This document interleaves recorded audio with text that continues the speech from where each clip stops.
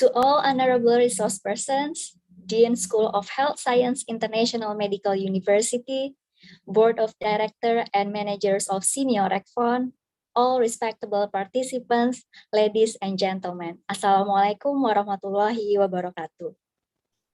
Good afternoon, and we are delighted to welcome you to the international webinar on Asian diets in combating non-communicable diseases. My name is Indriya Laras Pramesthi from SEAMEO RECFON. I am also an alumni of Southeast Asia Nutrition Leadership Program, or CNLP, for Batch 12.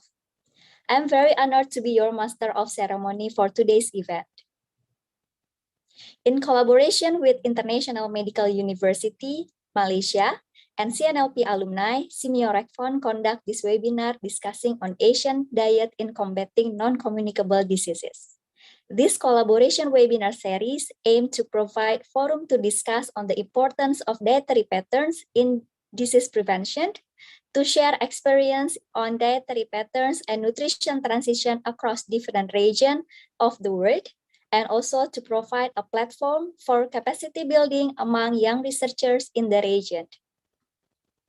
Before we proceed to the next agenda, I would like to remind you to the general webinar rules as follows. Participants are expected to enter YouTube channel on time. The use of headphone is recommended. At the end of the session, participants are expected to fill out the evaluation form as the proof of attendance. Certificate will be given to the participants who completed the evaluation form. The link to the evaluation form will be shared at the prior of the end of the session. The certificates will be available 3 weeks after this webinar. For further information, please visit SEAMEO RECFON website and social media regularly. And also be sure to subscribe and like SEAMEO RECFON YouTube channel and follow our other social media accounts. Ladies and gentlemen, we invite you to pay respect to the SEAMEO colors and SEAMEO song.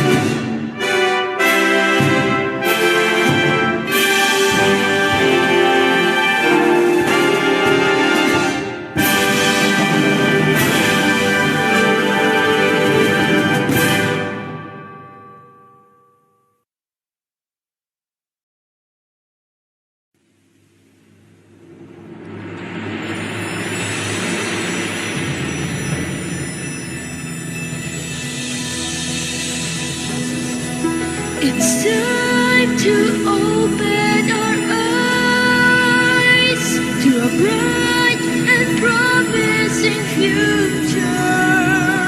We'll rise to the call of the times and create a stronger tomorrow. Let's start to make a difference, teaching everyone to learn through science health and technology. We will share our expertise. By promoting knowledge and policies, we can build a better world.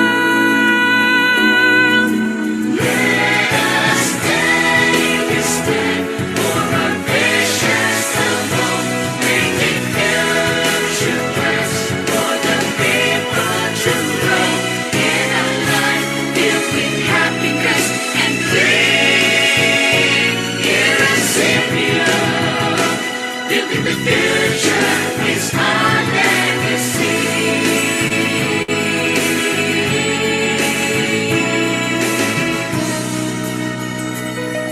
We'll achieve our goals through partnership, creating opportunities. By working hand in hand, we can accomplish all our dreams. For a better quality of life is now within our reach. Let us take a stand for our visions alone, making future plans for the people to grow in a life filled with happiness and green. Here at SEAMEO, building the future is our legacy.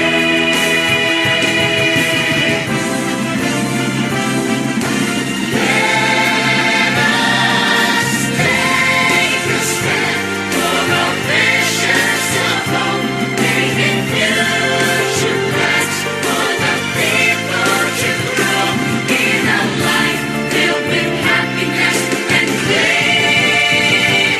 Here at SEAMEO, building the future is our legacy. Building the future is our legacy. At SEAMEO,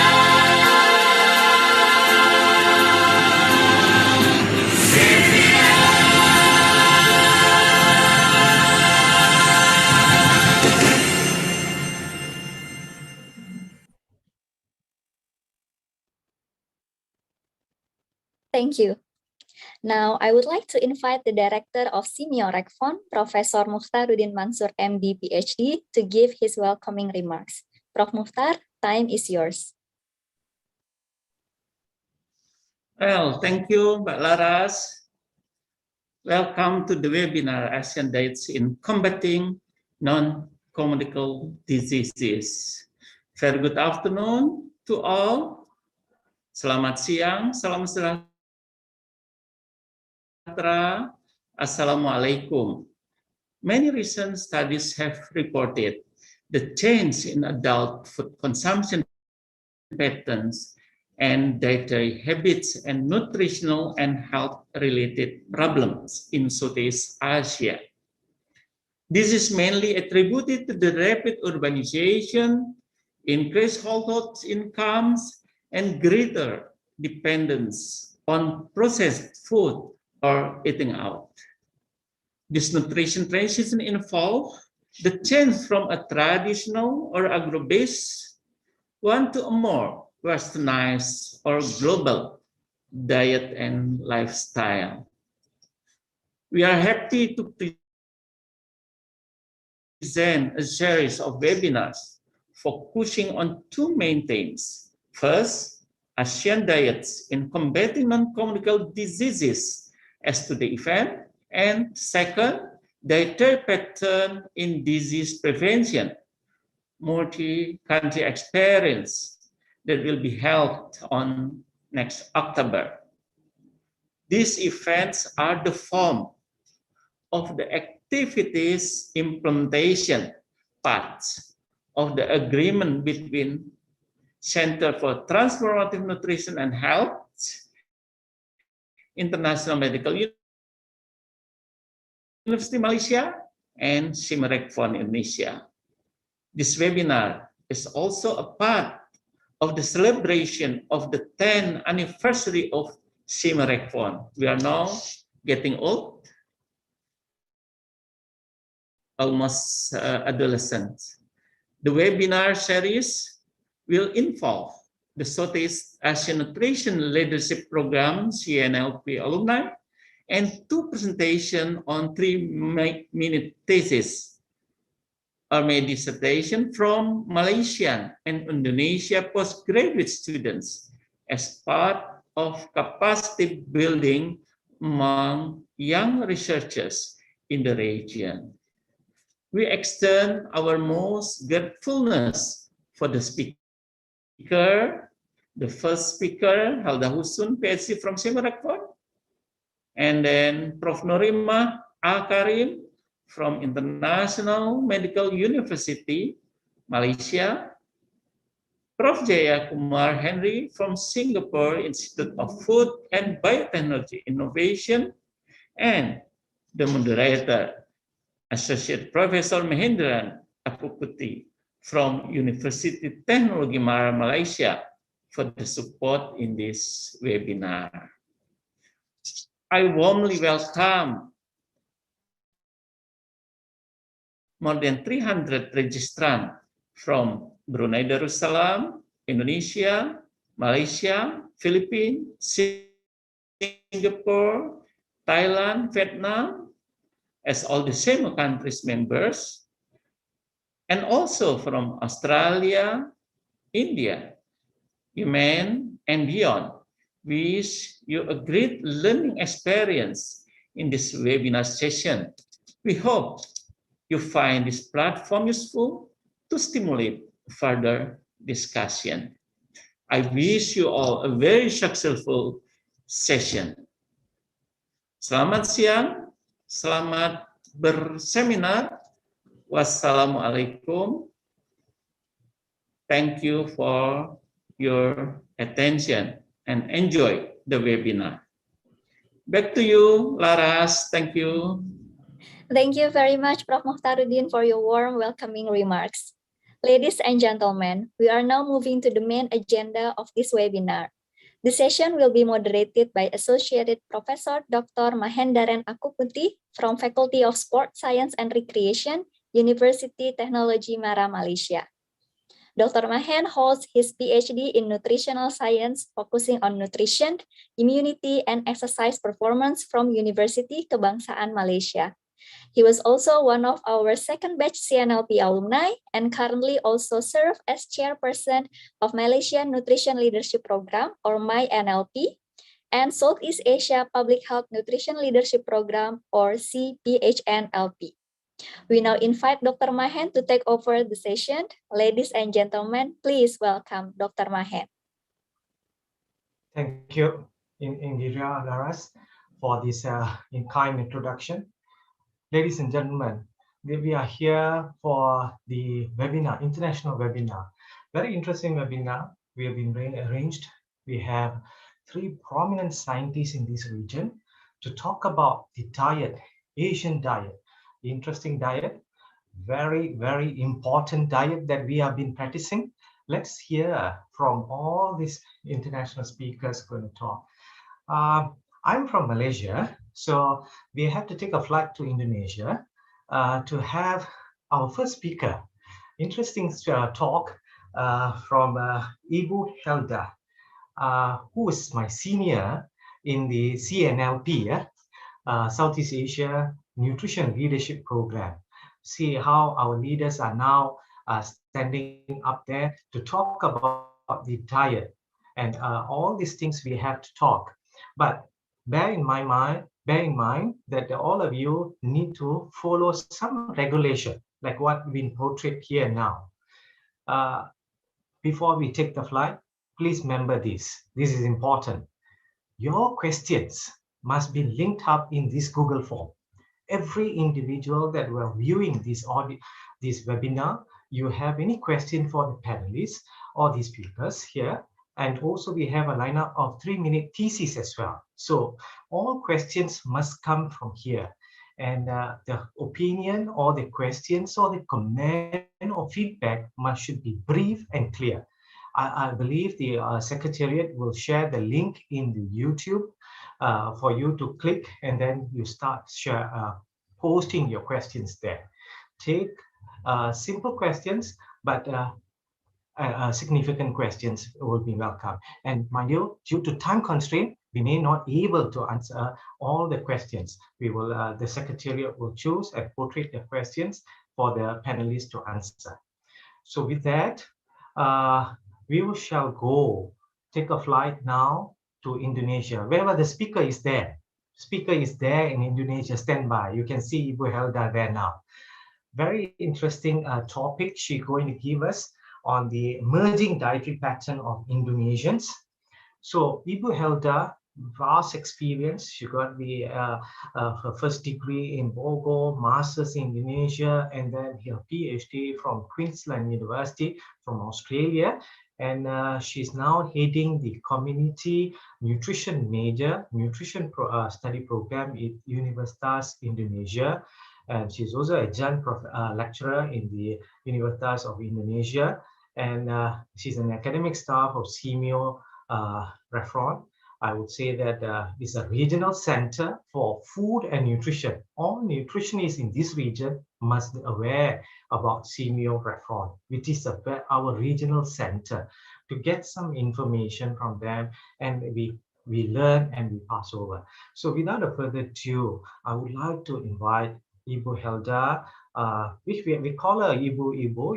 In Indonesia, we call Ibu for respected ladies, and man we call Pak. Yeah. So in every corner we will have a different way of culture. So now we have Ibu Helda to give us deliver the topic on emerging dietary patterns of Indonesians.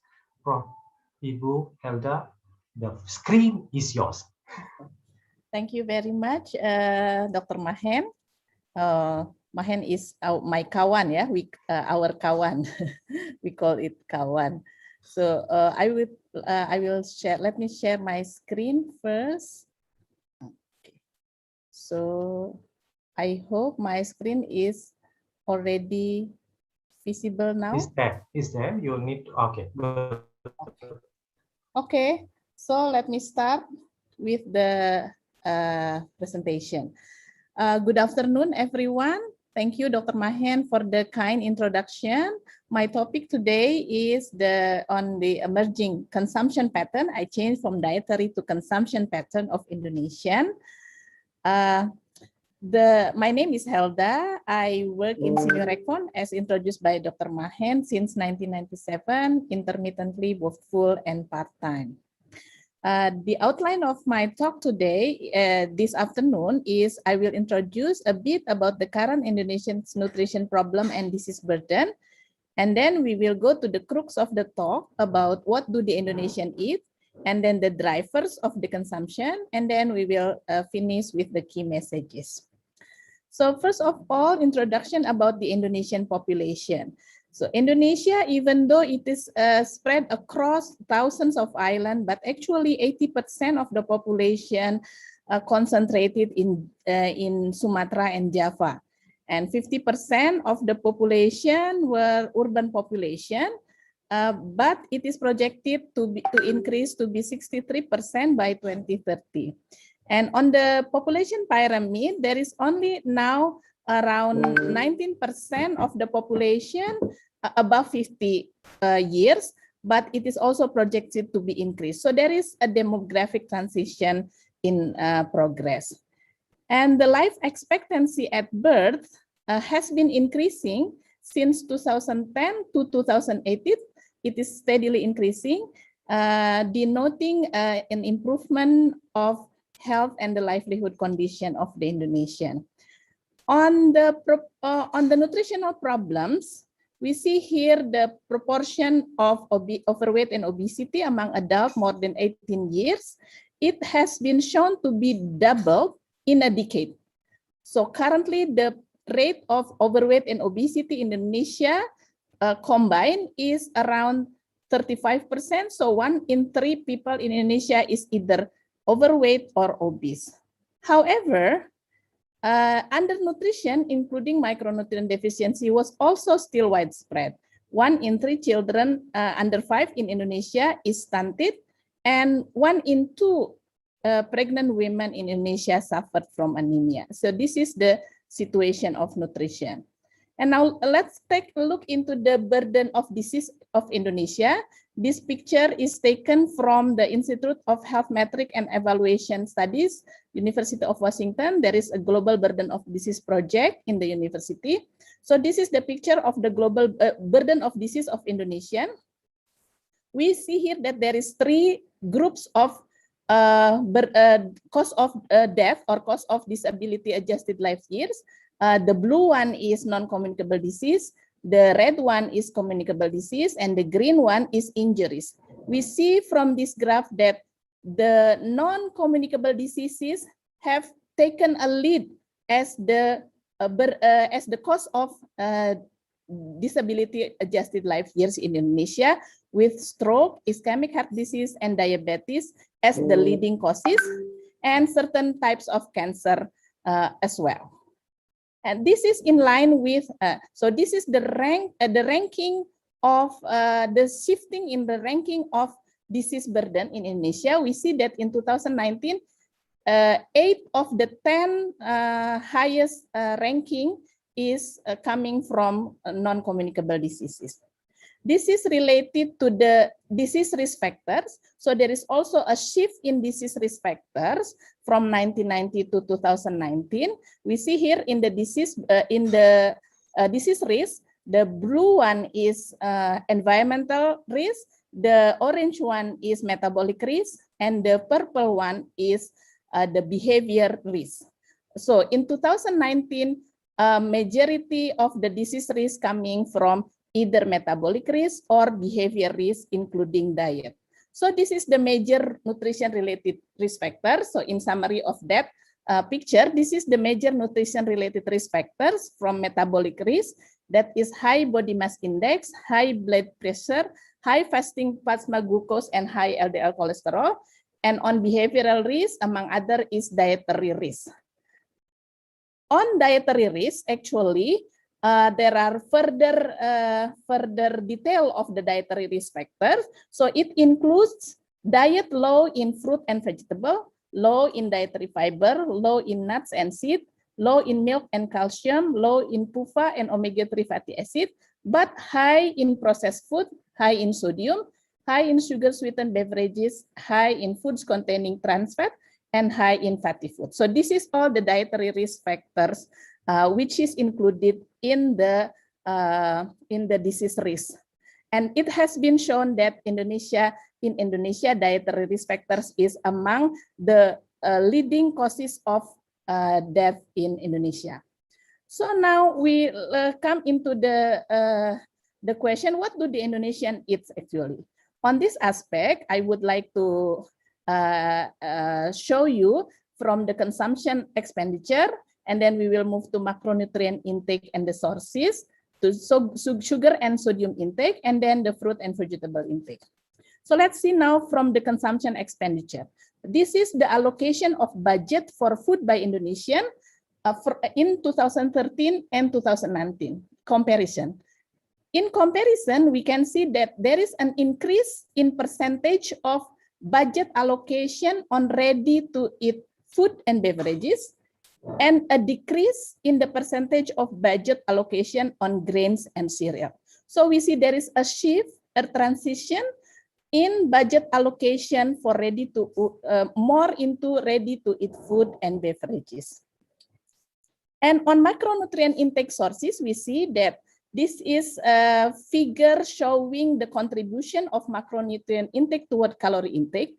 We see from years to years, even though it comes from different surveys, but we can see here that the contribution of carbohydrate toward calorie intake is reducing, 63% in 2010, only 53% in 2017. And there is an increase in contribution of fat toward calorie intake. And the contribution of protein is stable at 13 to 14%. So fat is becoming prominent as contributor to macronutrient intake. So, and let's see what is the major food group contribution to total calorie intake. Actually, it is taken from adult 5 city survey, which we conducted. We see that The carbohydrate comes mostly from rice and from vegetables. For the protein mostly comes from meat, fish, and egg, and fat mostly comes from processed food and sweet foods, yeah, cakes, yeah. But there is also a contributor of calorie intake from sugar sweetened beverages, which contributed 6.5% to the total energy. And on protein intake, we see here that this is from another study that we conducted. This is from the study called Sociocultural Research in Protein Transition. We see that the protein intake, the food that is still the main contributors or the highest consumed the highest is cereals, still cereals, followed by legumes, egg, fish, poultry, beef, dairy, and tubers. So this is the protein sources for Indonesian. When the protein sources were categorized into animal and plant protein, unlike in Malaysia, you will see later on for the Malaysian, in Indonesia, the plant protein contributed 2/3 of the portion. So the composition of plant protein is still 60%, while the animal protein is around 30%. Yeah. And the animal protein portion is higher in urban population compared to the rural population. And then when the protein were categorized into 10 categories, consisting of grains, legumes, tubers, eggs, milk and dairy, fish and seafood, poultry, beef and mutton, we see that in urban population, the protein consumption were mostly characterized by high consumption of poultry, eggs, and milk or dairy. While in rural, it is characterized with high consumption of legumes and fish. So the sources of protein is different in by urban and rural, and probably showing the transition later on in the protein consumption. And this is also showing how different it is at different provinces. In Java Island, West and East Java, it's mostly dominated by plant protein, while in Jakarta, it is mostly by animal protein, especially eggs and milk. In other islands, in Sumatra and South Sulawesi, their consumption was characterized by higher intake of fish, while in Bali, it is more on poultry due to cultural reason, because they don't eat meat actually. Yeah. So this is the protein sources. Now let's move to fat intake. For fat intake, the median overall intake of Indonesian is actually 53.3 grams per day. But the interesting thing is this, that the fat intake is already high among school-age children. And the average intake of school-age children is already the same with adolescent and adult, even a bit higher than the adult. So this is really concerning and worrying, because the habit of consuming high-fat food is already acquired during school-age children, during younger age. Yeah, and this is the contribution of the food group toward fat intake. So the main food group as sources of fat is the meat products, composite food, oil, and cereal products. And then let's see the consumption of several foods as carbohydrate foods and source and protein source. Here we see that for white rice as carbohydrate source, almost 100% consume white rice often. But let's see here, noodle, especially instant noodle, has already 14.8% of the population consume instant noodle often. Often mean consumption more than 13 times per month. And then also look into the other foods here. The consumption of fritters, 74.5% consume this food often, which is more than 13 times per month. So there is no wonder that the fat intake was already high and taking increasing contribution toward the calorie intake. On the sweet food and chips, let's see the consumption of sugar and sodium intake, as well as the fruit and vegetable intake. So this consumption of sugar and sodium intake I took from the analysis of Dr. Atmarita, and also from our study and the calorie and physical activity survey. So the average consumption of sugar in the population according to total diet study is 23.1 gram per day, and sodium is 3.5 gram per day. This is similar to our findings from the calorie and physical activity survey. Our survey show that the proportion of population who have sugar intake above 50 gram per day is 12.6%. But if we take the national recommendation, which is 25 gram per day, there is 36% of population already exceed the recommendation. And this intake is mostly come from the sugar-sweetened beverages. And this is the contribution of food groups toward the sugar intake more than 50 gram per day, which is sugar, mostly in sugar-sweetened beverages, and also coming from wheat products and other sugar-sweetened beverages like milk products, tea drinks, and fruit juice. What kind of sugar-sweetened beverage? This one is coming also from our study on the calorie intake and physical activity survey. On sugar-sweetened beverages, the top 5 sugar-sweetened beverages which is consumed by Indonesian is sweetened tea, fruit juice, coffee, instant coffee, and bottled tea. And that is the main sugar-sweetened beverages which is consumed. And this is the contribution of food group towards sodium intake. It comes mostly from spices. Spices consist of salt and then MSG, etc. Yeah, and then also coming from grain and cereal product, and then as well as from fish and seafood products. So that is the contribution of food group towards sodium intake. On fruit and vegetable intake, it is worrying to mention that 95% of Indonesians do not consume fruit and vegetables as recommended. On the dietary recommendation, it is recommended that we consume 14 gram per day of fruit and vegetables or 5 portions a day. However, the total diet study in 2014 showed that the average consumption of vegetables is 57 gram per day, and fruit is 33.5 gram per day. For your information, this is the latest information on national survey that we have. The total diet study has not been conducted anymore since 2014. And then let's see the consumption of adolescent girls. Before we take a look into the consumption of mostly among adults. There is 2 studies conducted by our student in Universitas Indonesia. The first study conducted in Malang and the second study conducted in Jakarta. But look at here that the most frequent food consumed by the adolescent girls is added fat or hydrogenated oil. So this is the consumption per week, while this one is days of consumption in a week. So again, added fat and hydrogen or from deep fried food actually is highly consumed already by the adolescent girls. Validating the result that the fat intake was already high among adolescents. And why do the Indonesians eat what they eat? So actually, we could take a look into that into different point of view. Yeah, we could take a look from the urbanization and socio-demographic transition. We could take a look into the food choice motives, the food environment, and culture and norms.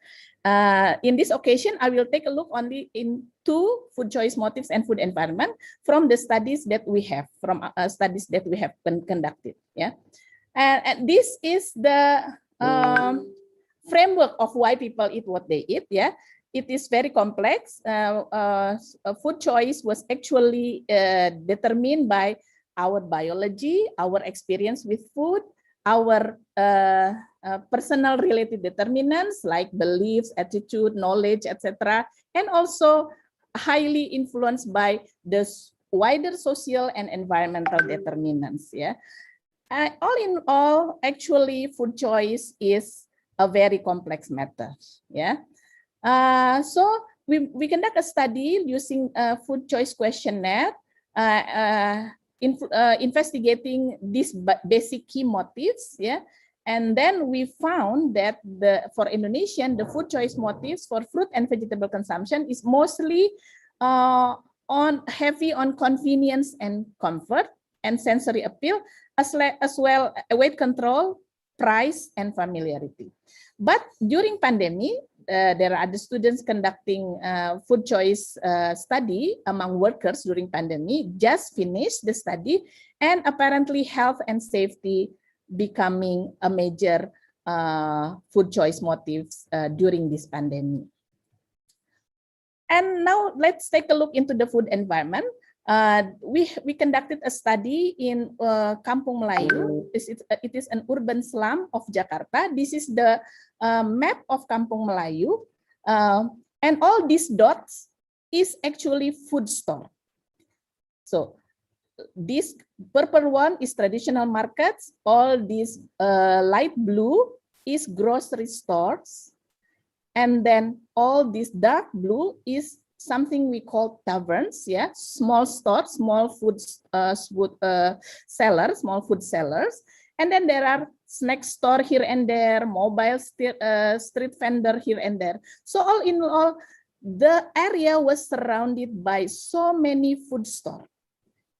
And apparently, I have an example of what is snack store. This is kind of snack store and grocery store, and this is taverns, usually selling cooked food. Yeah, so people in the area, and we also confirm from other study in urban Jakarta as well as from the script study, they did not eat out very often, not like in Malaysia, but they buy food often and eat it at home. So 1/3 of them did not cook at home, but they buy food and then eat at home. So these types of seller is very many.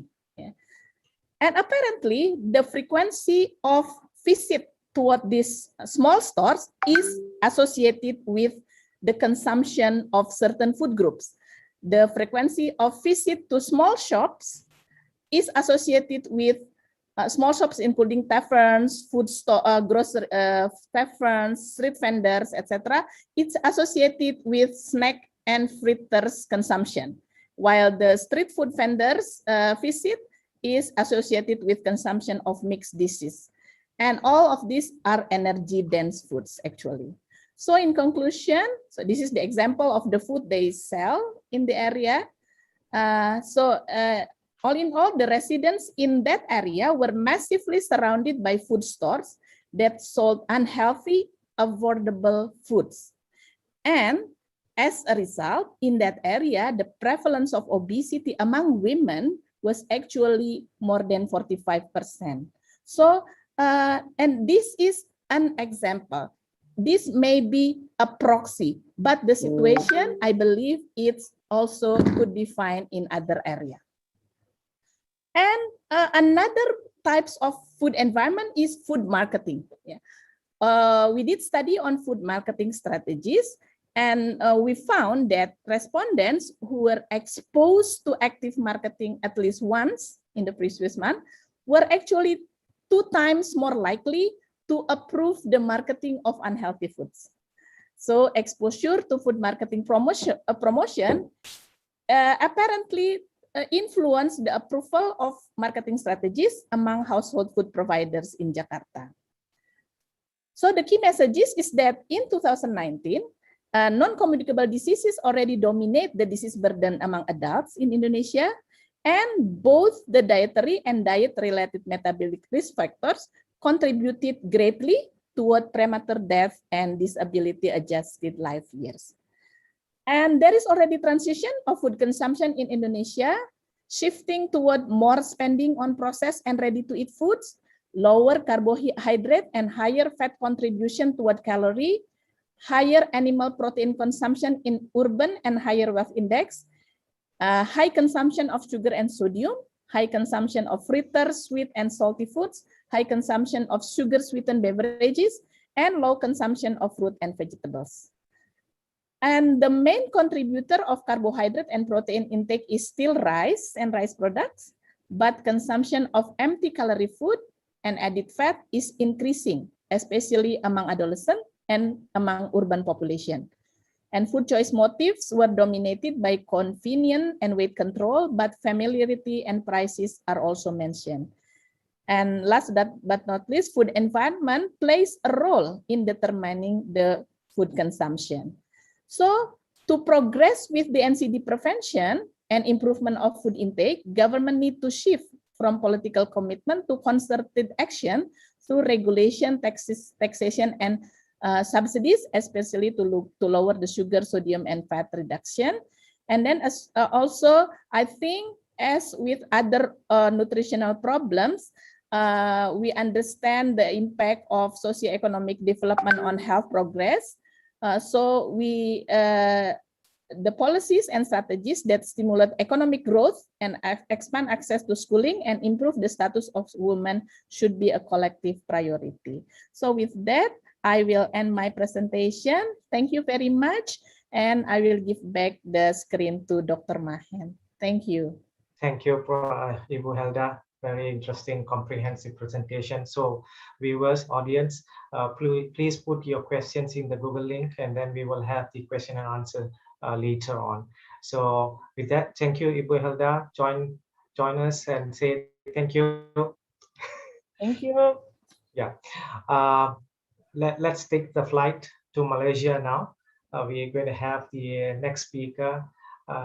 Interesting topic, interesting area, interesting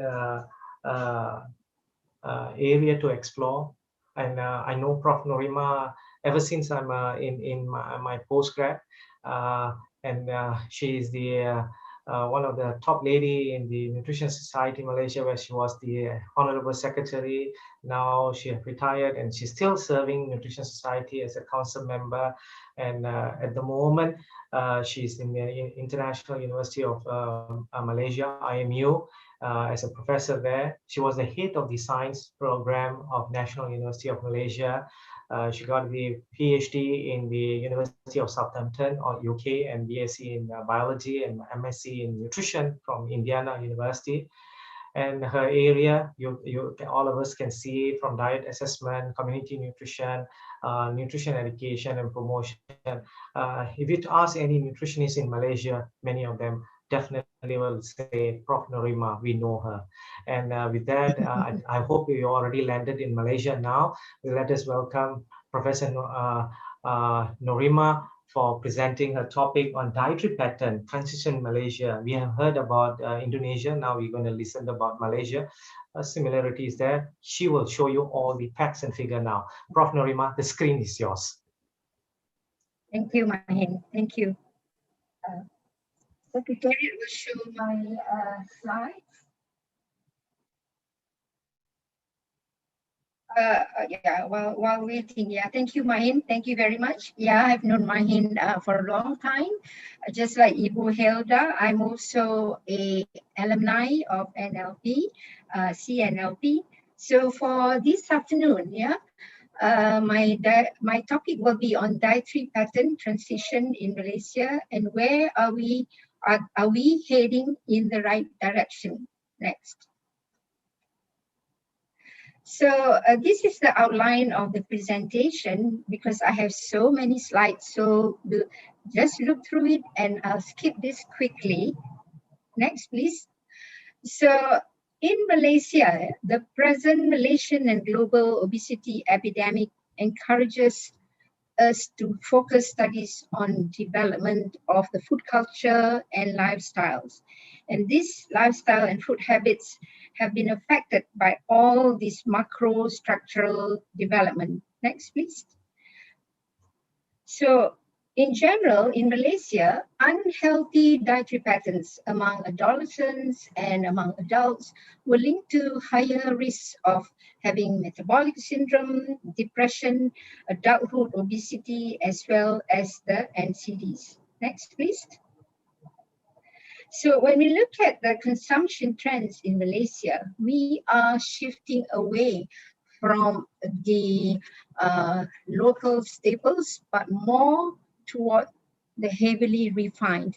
And this is the result of a direct foreign investment in food and also food production and also in retailing. Other than that, it is also due to the multinational food advertisement and local promotion.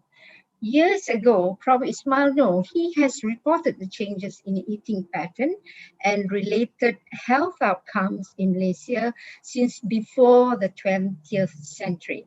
Next. So to address all these issues, the Ministry of Health, they come out with the National Plan of Action in Nutrition Malaysia, which we already had the number 1, number 2. So now we are in NPAN 3, which is from 2006 to 2015, or rather 2016 to 2025. Sorry about that. Next, please. Now, when we look at the changes in food consumption pattern and dietary habits of Malaysians, so this is a very recent study among urban living cohort in Malaysia, which looking at the typical racial mix of Malay, Chinese, and Indian dietary patterns. So they identified 4 meal patterns, which is the home meal, Chinese traditional, sugar sweetened beverages, and plant foods pattern. Next.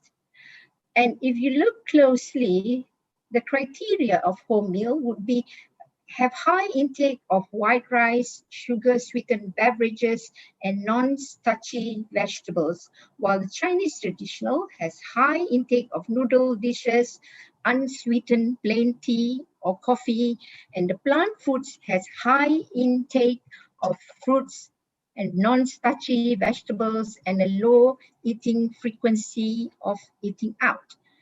But worse off will be the sugar-sweetened beverage pattern, where it has a high intake of SSB, which is drank as tea or coffee, added with sugar or sweetened condensed milk, which is our Dietary and our Malaysian Nescafe Tarik. And as other than that, also has a high intake of cocoa and malted beverages and cordial or carbonated beverages. Next.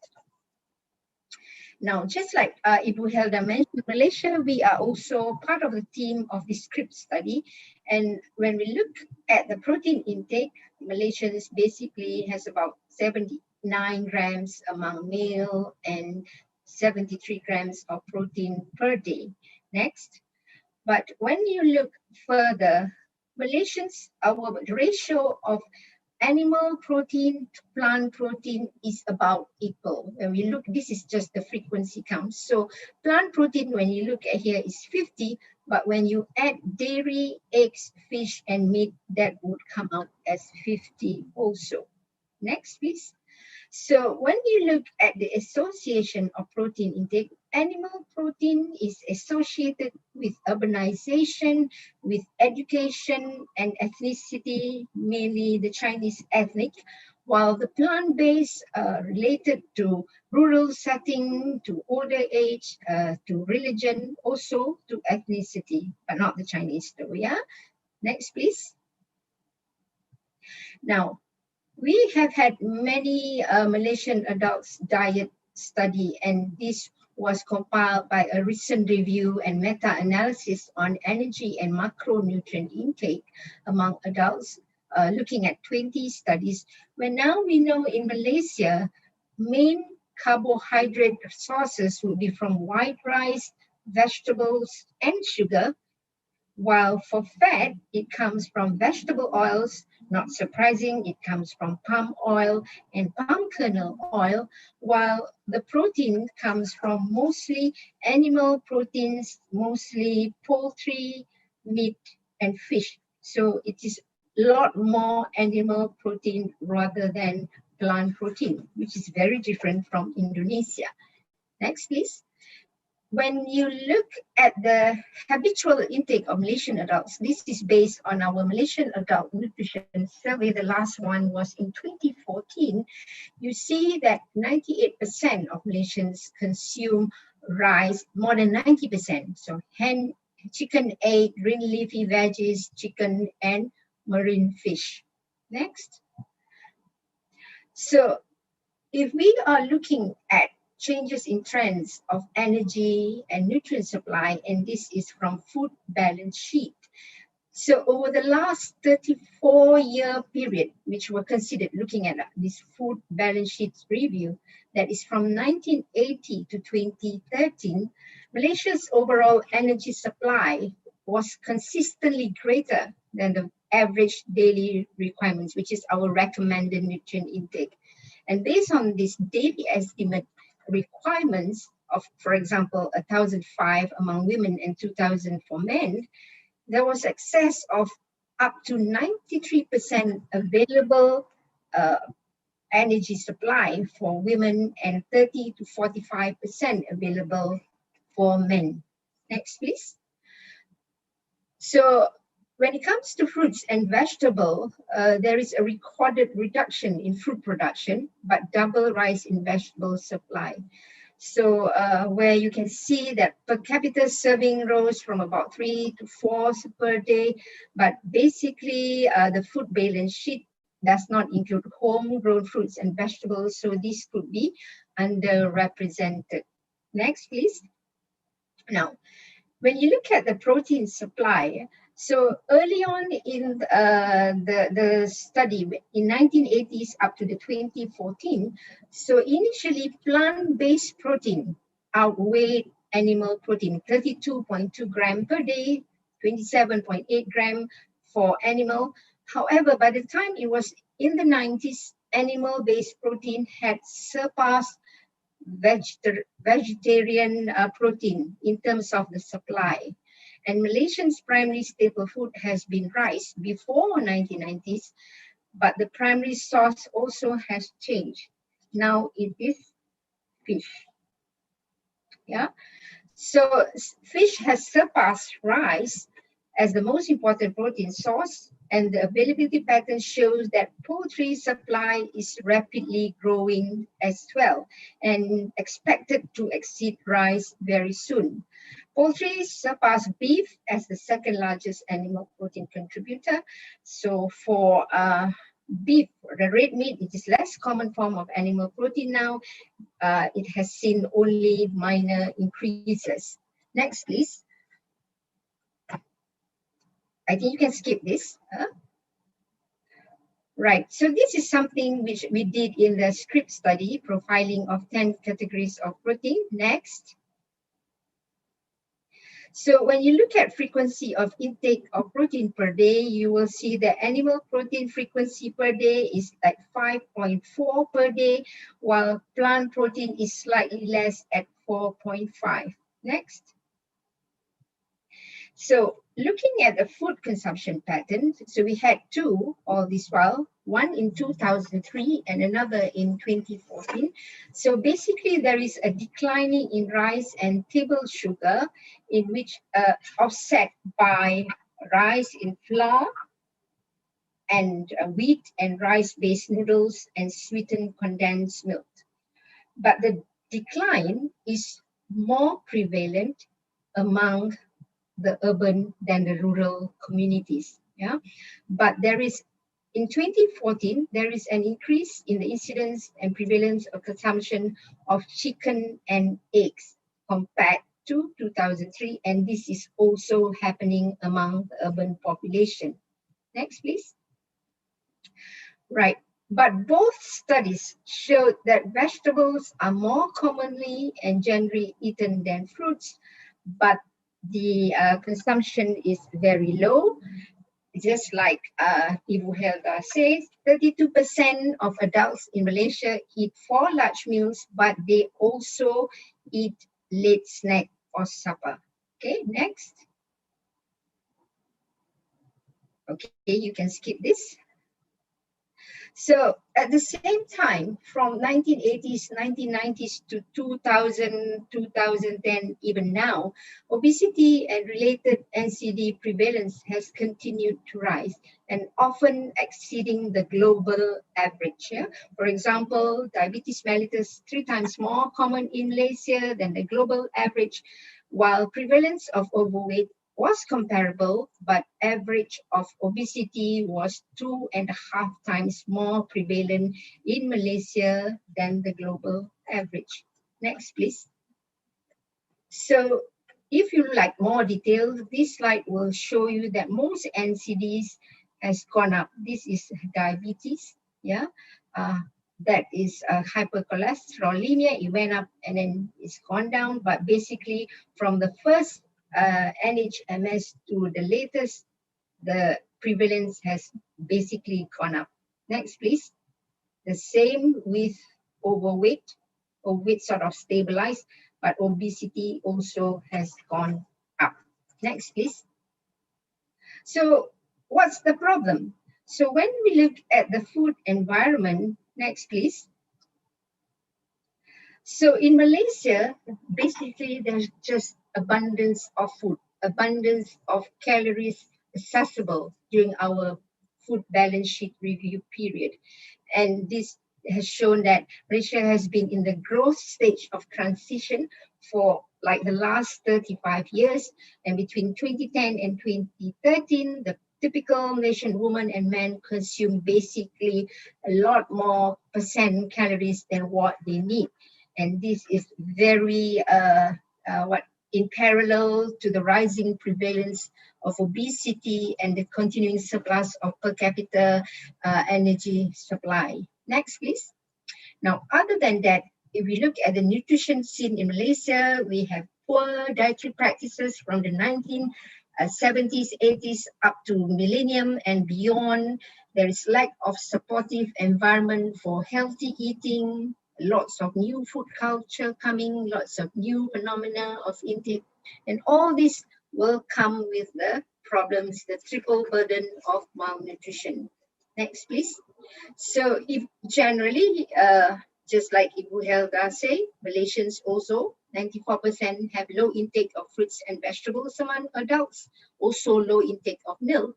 But the bad thing is 1 in 2 are just consuming too much salt, and also 1 in 2 are consuming too much fat. Okay, next. We can skip this.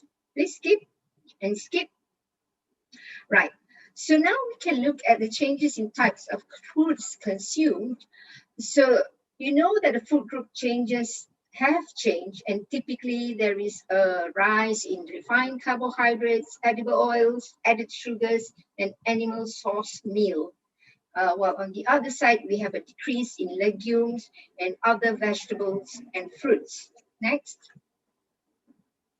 So the reason for these changes, yeah, like for the protein, why people are now taking a lot of chicken and fish instead of red meat, it's just simply because of the convenience, flexibility, quick availability, and it is accepted by many different races simply because Malaysia is very multiracial, multi-religious, of which more communities are tolerable towards fish, shellfish, and chicken, as opposed to red meat, pork, and beef, which are forbidden among, for example, Muslim would be the pork, beef would be the Hindus. And some now Chinese who follow some Buddhist teachings, they also abstain from beef. Next, please. Now, people are now advocating to eat healthily, to reduce consumption of lean, red meat, reducing red meat and increasing consumption of lean, white, so chicken, so because red meat is perceived to contain a high concentration of saturated fats.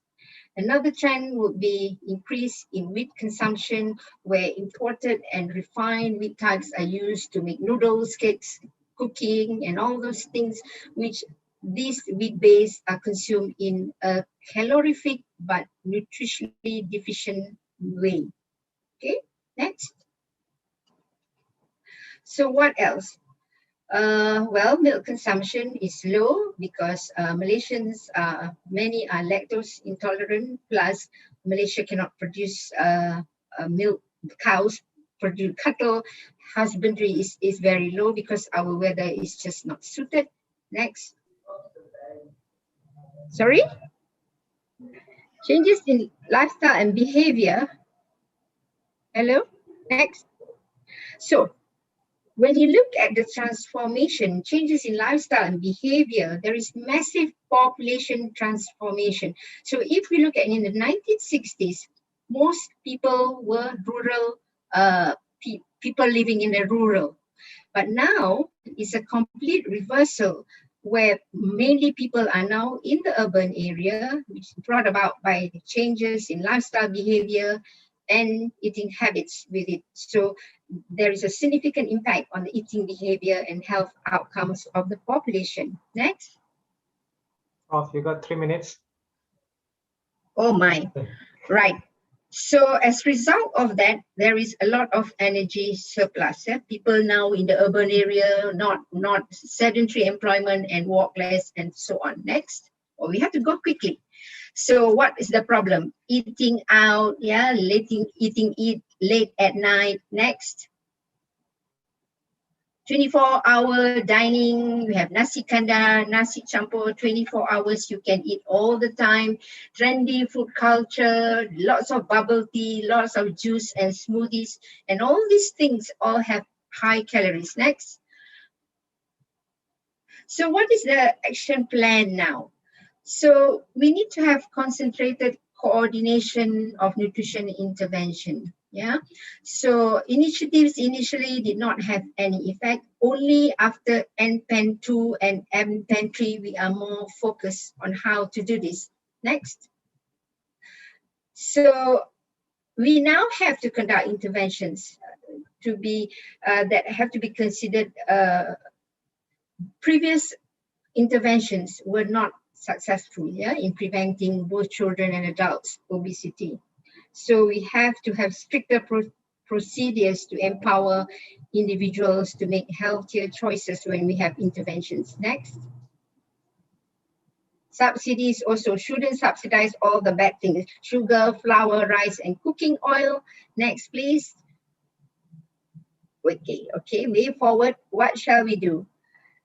Next.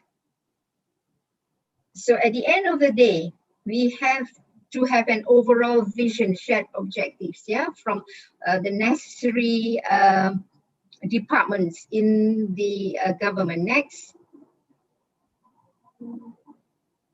Next. Right, so as a conclusion, almost historical assessment of nation nutrition and health shows that earlier measures in NPEN 1 and NPEN 2 were mainly ineffective in reducing the development epidemic of obesity and NCD.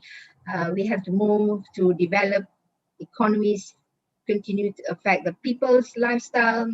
Evidence indicate to the rising obesity of the local food supplies and habitat. The last slide, please. And to make this conducive to good, healthy nutrition environment for the people, we have to learn from our past policies. What's wrong cannot be repeated. To re-examine current policies and design sustainable, comprehensive, and varied activities. So this is very difficult matter and demands all parties to show their strong political will and concentrated effort. Can you go to the last slide? Skip. Yes, I would like to acknowledge my postdoc student, Dr. Wilfred Mock, who helped me a lot in preparing the slides. Thank you for your attention. Back to you, Dr. Mahen. Thank you, Prof. Very interesting topics and a very interesting area to explanation about the food diet of Malaysia. So audience, you have questions, please put it in the Google link, Google form that have been shared in the YouTube, so that we can place the question to the speakers. So now we have to take the flight now to Singapore. We have to meet one of the world famous professor, and in this region we are grateful to have Professor Jeyakumar Henry. Oh, he's the only man in the world that I think will call my father's name, Mr. Appukutty, he will call. And I love to hear that voice And I love to hear that name. He will, any part of the world when I attend a conference, he will call me that name. I really admire him for his work, and you can see his CV here. He's a senior advisor. He's the founding director of the Clinical Nutrition Center, the A-Star, the Functional Food Center in Oxford. He is trained in food technologies, but he talks in a very setting that people can understand. He brings the word science in a layman language. That is the simplest way that he can do it. He's a board member of UK Food Standard of Agency. He awarded for British Nutrition Foundation in 2020. He have fantastic awards from many places. He's a chief editor for the International Journal of Food Science and Nutrition. He's a chief editor also for the advances in the food and nutrition research, and most recently associate editor for the International Journal of Obesity. I think if I want to read his CV, it's a big CV, but Prof. Jeyakumar Henry will put all in one factor very easily. But the topics that he have given us today, very interesting. He put in SAC. So we have to see what SAC that we wanted to see there. So without further ado, Prof. Jeyakumar Henry, the screen is yours, Prof. Thank you very much, Mahen. In tone of your request, I'm going to call you thank you, Mahenderan Appukutty. So wonderful to see you, and a big thank you to SEAMEO, RECFON, and IMU for inviting me. Whilst we wait for my screen to come up, we heard two excellent presentations a moment ago that have got very intertwined paradigms, food and nutrition in transition. And the second point is that we as a region have got profound challenges that are common, but also different. Now, what I want to do this afternoon is to shift gear and pose a question. Is nutrition in a cul-de-sac? Will modern food technology be its salvation? And I've chosen a contentious, sorry, just go back to the previous slide. I've chosen a contentious title for two reasons. The first is for us to reflect on what is the nutritional status of our region, and a rhetorical question, because all questions that need an answer.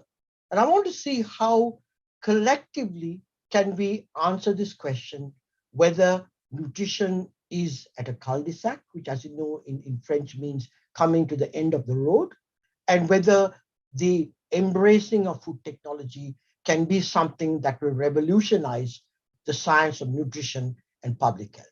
Next slide, please. Ladies and gentlemen, we live in a global paradox. And I think the paradox is very well known to this part of the world, where one half of the world is overnourished with overweight and obesity. And at the same time, we have undernutrition or undernourishment living cheek by jowl, particularly in Asia, Africa, and in Latin America.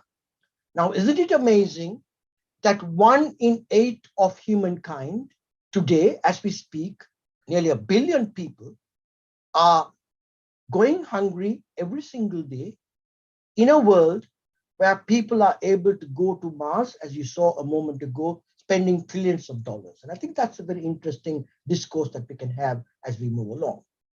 Secondly, as you are aware, a few weeks ago, the United Nations every year brings out a document called the State of the World Nutrition.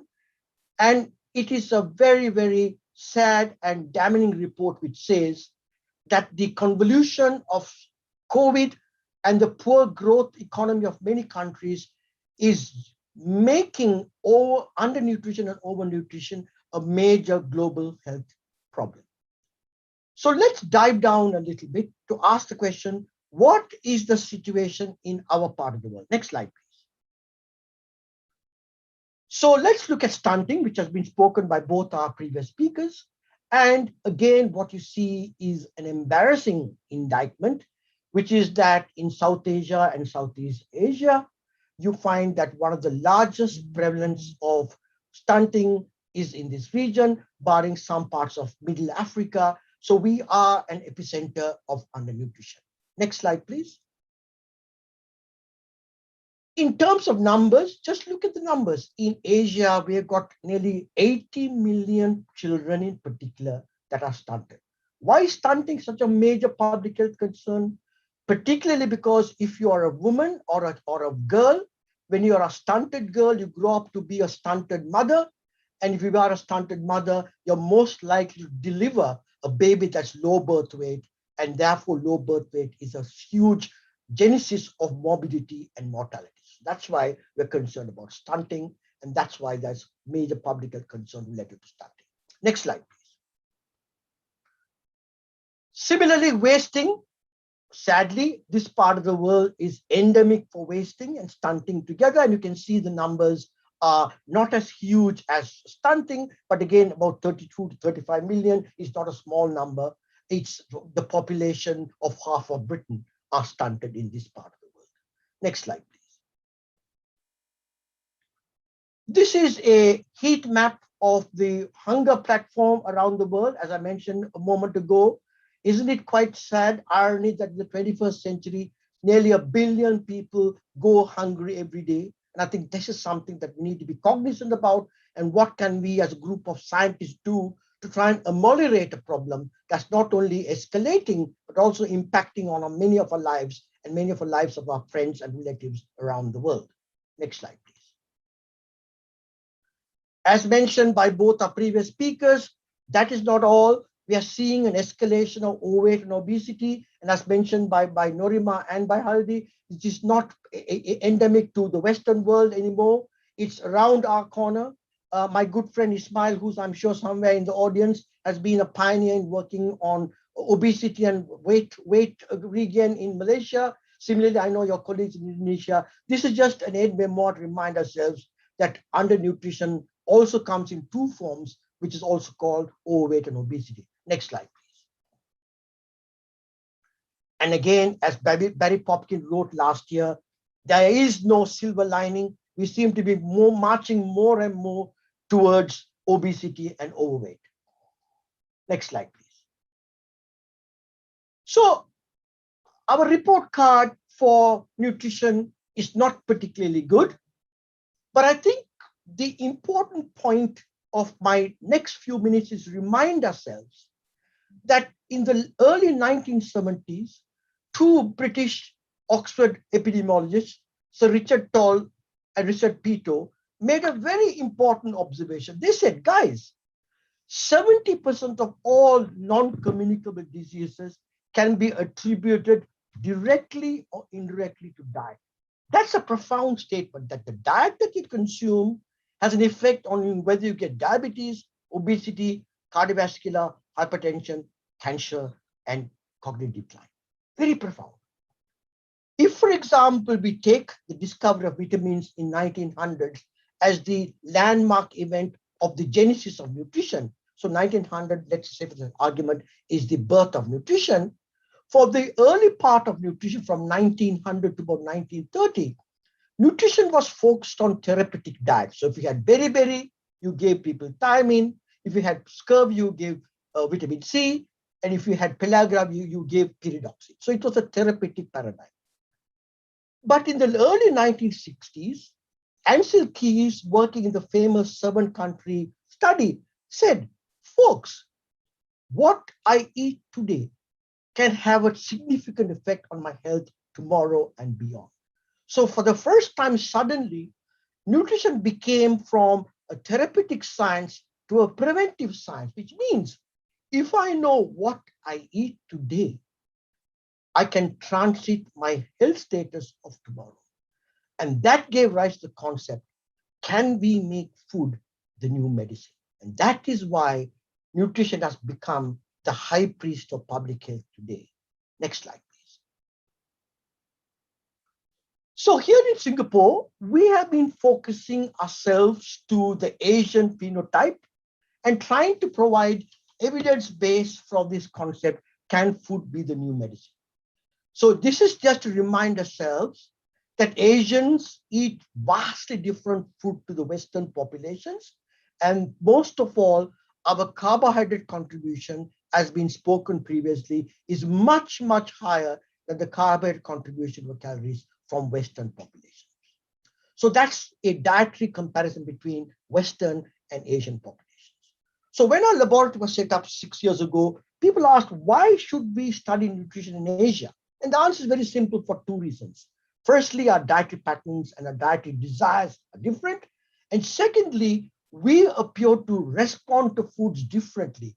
Here's a classical example from Jenny Bryan Miller's study, where she fed a group of Chinese or Caucasians 50 grams of white bread. And you can see that at every single time point, Caucasians were responding to the white bread much more effectively than the Chinese or the Indians. So in other words, for the same amount of carbohydrates, the Chinese and the Indians had a much larger post-prandial glycemia. And that is why we know that type 2 diabetes affects Asians much more profoundly than we see amongst the Western population. So now it becomes an imperative that if we want to study Asian phenotype, we need to work with Asians. We can't interpolate data that comes from North America or from Europe or from Australia. That's why we need to work together in the ASEAN region to generate data that's relevant to our people and our nations. Next slide, please. So I'm going to skip through this because you know this is a very important point. Of all the 500 million type 2 diabetics, half of them live in Asia. And in fact, the irony is that these people are from only four countries: China, India, Japan, and Indonesia. So these are quite profound things that, in addition to the way we will look at nutrition, we need to look at this non-communicable disease. Next slide, please. So I want to spend 2 minutes on this because it's a very important point. Isn't it ironic that the first Society of Nutrition was the American Society of Nutrition, founded in 1928, and the British Nutrition Society in 1941. And you can see that many of the Western countries had a cluster of inventions around this region. But next slide, please. Asians have also been active as nutrition societies quite early on. By 1945, the Chinese had their first nutrition society. And of course, we see countries like Indonesia, countries like Japan, India, Korea, all of these countries having a sweet cluster very early on. So the question is, despite the historical origin, why are we not able? What do we need to do to reach the top table of nutrition, just like the West, which started early as us in terms of nutrition? And that's a discussion that we can have later on. Next slide, please. So I now want to try and marry the two disciplines of food technology and nutrition, because as you know, I would take as the discovery of canning by this chap called Nicholas Appert in 1810, during the time of the Napoleon War. He was the one who was able to preserve food, and therefore I could take as the induction of food technology as 1810 as the landmark event. And I want to propose that the 1900 is when the science of nutrition occurred. And for those of you in Indonesia, you played a very important role, because it was here that the famous scientist Aikman, working in Jakarta, for the first time showed that chickens fed polished rice got beriberi, and he discovered the compound called thiamine, for which he got the Nobel Prize. So 100-year difference between the sort of inception of food technology and nutrition. And here lies the paradox. Every single university I know of, whether it's in Europe, North America, Asia, or in Latin America, the Department of Food Science and Technology and the Department of Nutrition may be next door to each other, but they don't speak. And I want to posit to you, ladies and gentlemen, that the next revolution in nutrition is only going to come if we marry food technology with nutrition. And I think for far too long, we have been living in two silos, much to our detriment and our peril. Next slide, please. So there is a precedence, because from the time of the early 1940s, food fortification is the best example of a holy matrimony between food technology and nutrition. And therefore, you can see the eradication of endemic goiter by iodine fortification, major reduction of iron deficiency by providing iron fortification, major eradication of vitamin A deficiency and xerophthalmia by vitamin A fortification are excellent examples of how the matrimony of food technology and nutrition has been to our big advantage. Next slide, please.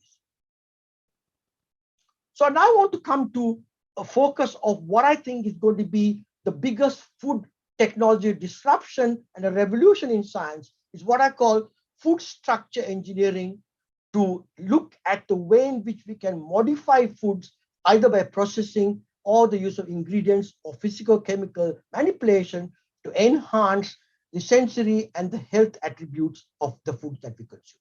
Let me give you an example. You can see here on the right-hand side, the glycemic response or the postprandial response of various foods. And at the bottom of the line, you can see 3 lines, a yellow line and a purple line of the glucose response, very blunted and very small for eating lentils and legumes. If you look at the light microscopy of a legume and a peanut, you can see that the carbohydrates are surrounded by a protein matrix. Therefore, the amylase is unable to get to the carbohydrate. So the question we are asking is that, can we reverse engineer foods in a revolutionary way to produce foods that mimics Mother Nature? And we call them food mimetics. And I think Mother Nature is staring in our face saying, guys, copy me, because I think we can revolutionize the way we eat and make food in a way that we have not done ever before in our human history. Next slide, please. How am I doing for time? Huh? 14 minutes more or 6 minutes more? Sorry, I'm just taking my time. Okay, right. So let me walk you through what our food structure engineering program here in Singapore is doing, which I think we can roll out to all parts of the world.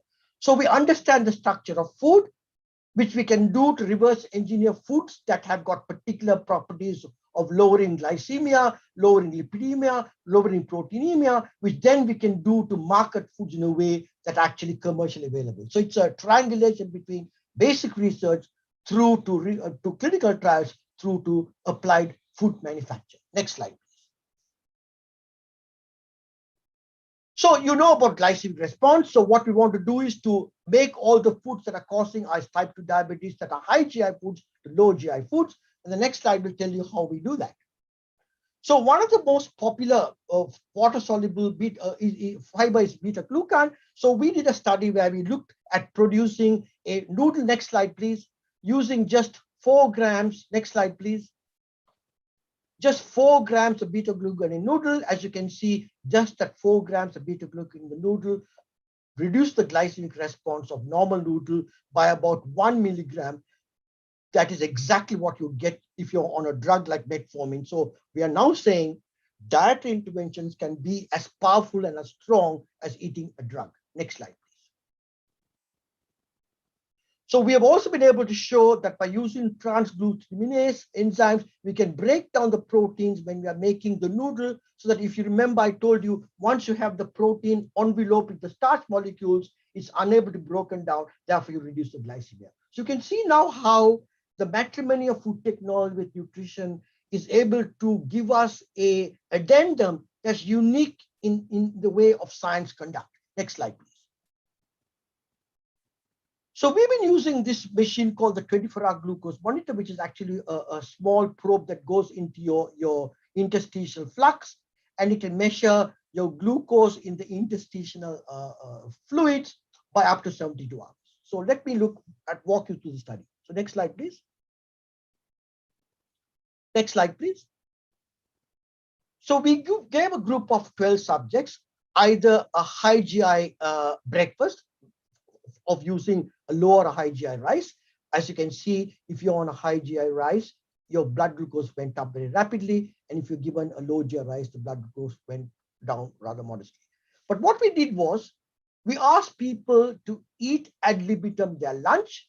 And what was remarkable is that those that were given the low GI breakfast on their own volition ate less calories at lunch. So therefore, a low GI meal has a spatial and temporal effect affecting your appetite control. So if you ate less calories for lunch, your glucose level through the entire day is downregulated, which means that if you don't eat breakfast, that's bad for you. But if you do eat breakfast, eat a low GI breakfast, because It completely alters your glucose response of the day. And most significantly, in the early morning the next day, your blood glucose is up to 0.5 millimoles lower rather than if you ate a high GI meal. Why is it important? It turns out that postprandial glycemia and the fasted blood glucose has a significant effect on your risk of getting stroke, heart disease, and carcinoma. Next slide. Now, I want to switch gears. We have talked about glucose response. As you probably know, coconut oil has got a bad reputation as another oil that you all know about as being an oil that causes hyperlipidemia. So what we've been playing around with that if you took the coconut oil here and you just took 5 grams of ethyl cellulose, which is an ethylated cellulose, and you heated the oil with the 5 grams of ethyl cellulose to about 150 degrees and cool it down, it becomes a gel. So the same coconut oil is now in the gel form. Now the question we ask that if the physical chemical properties have changed, which is food structure change, what does it do to your postprandial lipidemia? And you can see here that for the first time we showed that the same coconut oil in the form of a gel completely blunts the postprandial lipidemia. So therefore now you have the oil that is palatable, can be used in cookies, in chocolates, in meringue, but it doesn't have the bad effect of the oleogel or of the coconut oil as its own. So now you can see how food structure manipulation can have profound effect on the way in which we conduct ourselves, the way in which we eat our food, and most of all, the way in which we manufacture our food. Next slide, please.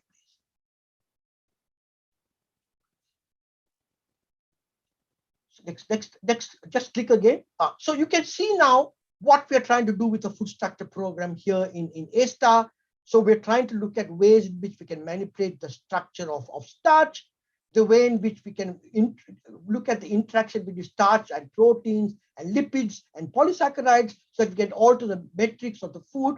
We also want to look at how some of the polyphenols and the flavonoids in foods can also affect the structure of food, but also interfere with the enzyme digestion of the food. So this is a very, very exciting area of research prosecution.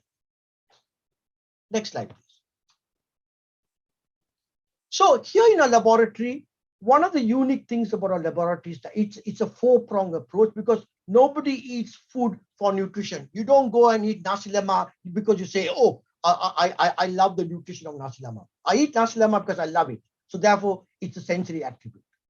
But it has got a physiological effect. We need to understand that.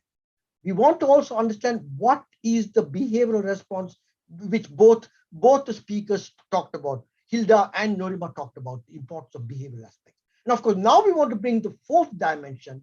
How can we manipulate the structure of food in a way that we have never thought before to affect both physiology, sensory, and behavioral? Next slide, please. And I want to now throw a grand challenge to all of us. How can we in the ASEAN region integrate those 4 quadrants where each of us in these different parts of expertise in this region may be experts on clinical trials. One may be an expert on food technology, another may be on sensory, another may be on behavior. How can we integrate these things in a way that I believe, have not done effectively? I think SEAMEO RECFON is one example of a group and an organization that's trying to do that. And I would welcome and applaud this institution. The director told us that it is 10 years old. I hope it will live for 100 years more, because SEAMEO RECFON is a best example of how we can integrate our minds together, because I believe that integration is the way forward, moving forward. Next slide.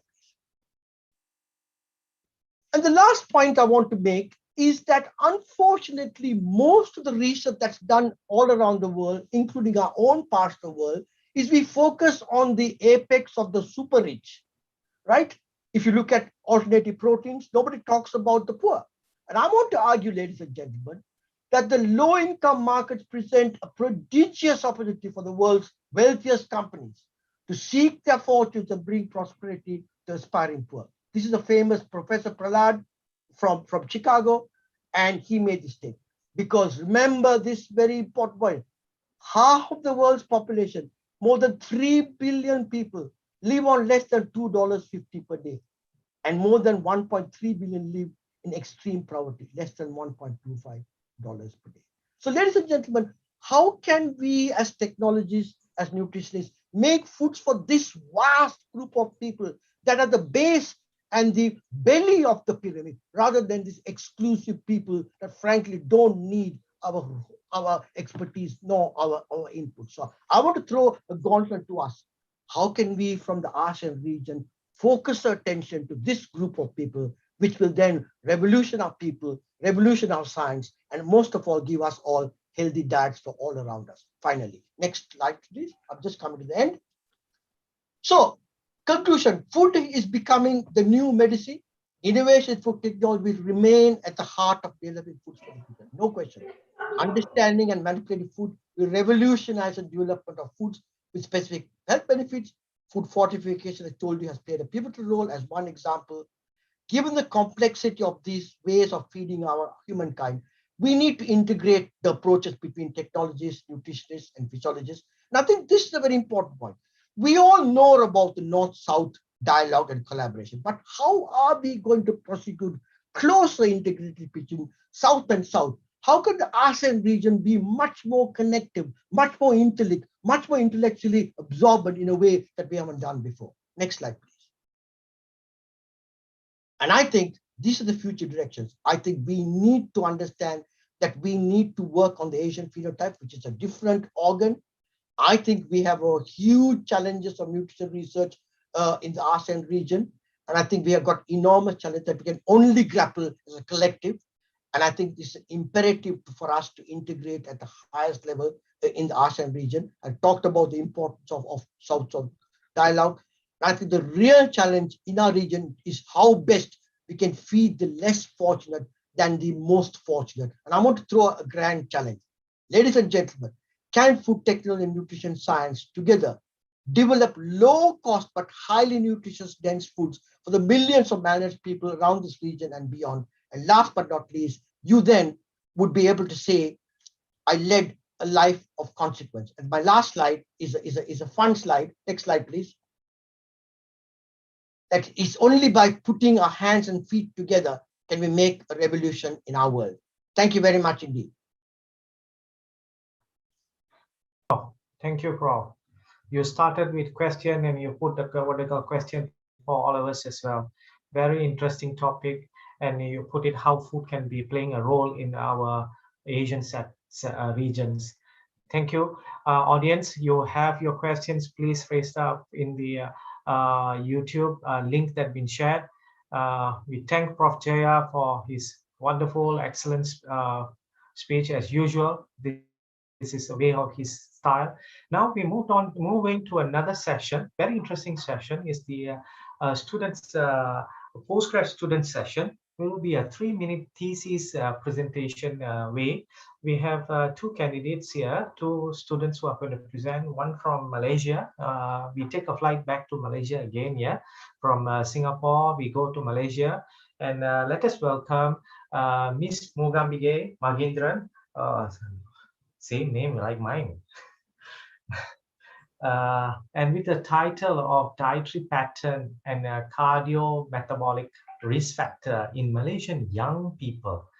Well, and she will be being supervised by Associate Professor Dr. Gita Apna, my good friend. Let us welcome Ms. Mugambige. The screen is yours. Yeah, thank you, Dr. Mahen. Okay, so let's imagine you're walking outside of a Malaysian secondary school compound around 1 p.m. on a weekday, pre-COVID days I meant, and all you see is a group of young people, aka adolescents, sitting in the bus stop having a great chat among them with hands full of snacks, such as keropok leko, nuggets, sausages, and many more lined up typical after-school snacks in Malaysia, along with a carbonated drink. Next slide, and let's focus more. Every 1 in 5 of them are either overweight or obese. Being a researcher, there's one thing that comes to mind. What can we do to prevent our young people from being overweight and obese, which has been continued to rise in the last 2 decades and so? Good evening, everyone, and welcome to my 3-minute thesis. Do you know that the manifestation of adult cardiovascular diseases actually begins from childhood? And obesity is known as one of the main cardiovascular risk factor among other factors such as insulin resistance and dyslipidemia. On the other hand, according to the 2019 National Health and Morbidity Survey, it was found that among children aged 5 to 17, a total of 15% were overweight and 14.8% being obese. Well, it has been proposed that significant changes in an individual's eating habits occur during the transition from childhood to adulthood, and such changes have been attributed to physiological changes in relation to growth and maturation, as well as the increasing independence and interaction of adolescents within their social environment. Next slide. In line with this, the development of cardiometabolic risk factor is largely and mostly linked to unhealthy diets. And evidently it is true. On the bright side, the role of this unhealthy diet is actually a modifiable risk factor for the prevention of cardiovascular disease during childhood and adolescent stages. Next slide. So that's where my study comes in. A cohort study we call as Putra Adult, which focuses on association between adherence to an empirically derived dietary pattern and cardiometabolic risk factors in Malaysian young people. To date, there is very limited information on dietary-linked cardiometabolic risk factors among adolescents in Malaysia. Thus, my study is going to be one of a kind in Malaysia so far among young people. Therefore, an identification of dietary pattern which describes the overall diet and subsequently draws a broader picture of food combination on the cardiometabolic risk during adolescence might be beneficial for the prevention of cardiovascular disease later in life. Not only that, my study will also help to identify those dietary patterns, but also the most ideal timing during adolescence, as well as the high-risk groups for intervention to be more effective. And this will help Malaysia to reduce the prevalence of cardiometabolic risk factors among young people. This brings me to the end of my session. Thank you. Thank you, Mogambige. You are excellent on time of 3 minutes. Thanks, Well done. Okay, we will move into the next session. If you have questions, please put it up in the Google link that been shared. Yeah. The next speaker and the candidate who's going to talk will be Miss Dini Irene Andreas from University of Indonesia, also a CNLP alumni. Yeah, with the title. What is share? It's the title of Development of Food-Based Recommendation by Inclusion of Local Food or Underutilized Food on Improving Nutrient Adequacy and Nutrient to Price Ratio for Children aged 12 to 23 months in food secured prone area. Ms. Irene is the PhD candidate at Universitas of Indonesia, UAE. Advisor will be Professor Dr. Saptawati and Dr. Umi, who also our CNLP member. My Sifu, I would say that they're one of our Sifus for those who are teaching in nutrition leadership program. Let us welcome Ms. Dini from Indonesia. The screen is yours. Okay, thank you, Dr. Mahen. Can I go directly to the next slide, please? Okay, so basically the objective of our study is to develop food-based recommendation for children aged 12 to 23 months. And because it is in the food insecure prone area setting, we try to include local or underutilized foods and would like to see whether it is able to improve nutrient adequacy and also nutrient to price ratio. Next slide, please. So we did a study in Bangkalan district of Indonesia.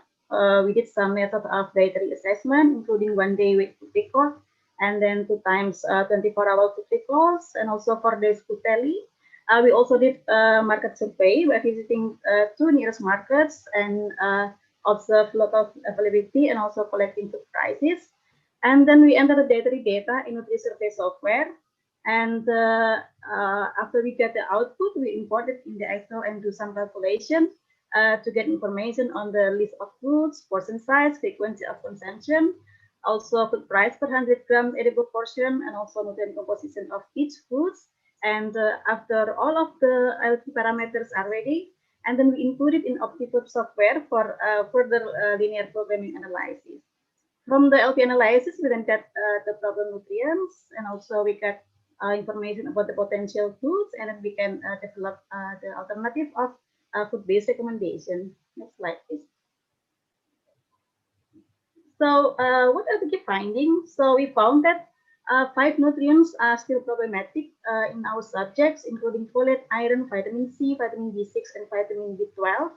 So we try to develop 3 sets alternative food-based recommendation. The first one, we use the original food pattern by promoting dark green leafy vegetables, soybean, and chicken eggs. And we found that the adequacy of 4 nutrients improved. And then we try another alternative by trying to promote one local and underutilized food, which is moringa leaf. So we increase the frequency of consumption. And then we found that the adequacy of all 5 nutrients improved, as well as the nutrient to price ratio. And then we try another one alternative by introducing more local and underutilized foods. So we try to promote taro leaf, seaweed, and SEAMEO. And we found that the adequacy of nutrient to price ratio of all nutrients improved, higher compared to alternative 1, but still lower compared to alternative 2. So we conclude that inclusion of local or underutilized foods in the children food pattern basically able to improve nutrient adequacy and nutrient to price ratio, but it is not the best solution. Next, please. Next slide, please. So the key message is that inclusion of local or underutilized foods in the LPR able to improve nutrient adequacy and reduce the cost, but adding more underutilized foods in the LPR not proven to provide the best solution. However, we still think that study on local or underutilized foods is still an interesting study topic.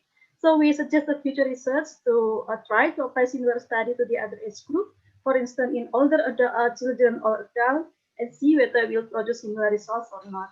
And also with the growing issue of sustainable diet, environmentally friendly diet, etc., we think that underutilized foods, which are mostly plant-based, may become an alternative solution. So in addition to cost analysis, further study may add indicators related to environment, such as greenhouse gas emission, carbon footprint, etc.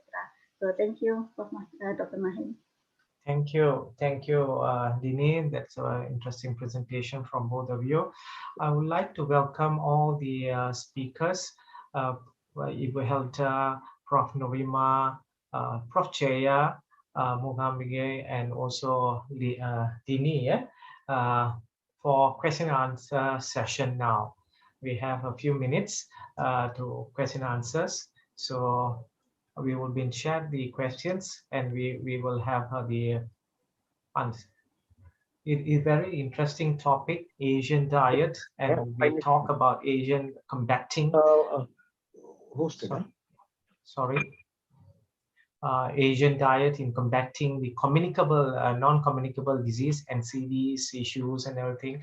I think from the 3 major countries in the region have raised it up very well, and Prof. Jeya put it together how this thing, how the food can bring up to the next stage, next era that we really need to see, and we have to explore here, put the questions for all of us to take a part of it and see in future how we can move forward from here. And we had 2 candidates, PhD candidates to master's candidate and PhD candidate, to talk about their food and also the obesity issues and everything. So with that, we will have the question and answer session. Can I have the first question? Okay. To Ibu Helda, Dr. Helda, what is the strategies to address how low consumption of fruits and vegetables? This is a $1 million question. Ibu Helda, it's yours. I agree with Mahen. This is really a $1 million question, and the answer is also worth $1 million research, I think. So from our study, for the food choice motive study on vegetables and fruit, actually convenience and sensory appeal is one of the motives that motivate people to eat fruit and vegetables. But for fruit, actually price is among the cost is important. So our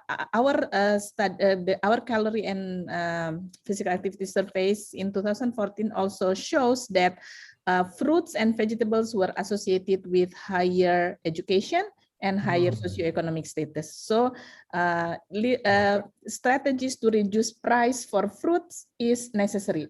And one interesting phenomenon that we found in this urban slum area of Kampung Melayu that I explained is that they actually did eat fruit, but they eat fruit which have low cost, and that fruit is actually like second grade fruit, like you see, the same fruit like mango, but then it is the lower quality, the lower quality. But they did eat fruit, so providing more fruit. My suggestion is not to provide more lower grade food, no, but to reduce the price of fruit is one of the strategies, one of the option, and also. Like I mentioned, the motive is actually more on sensory appeal and convenience. So it is really related to acquired habit during childhood, as I see that. So that also one of the important thing is to cultivate the habit since childhood.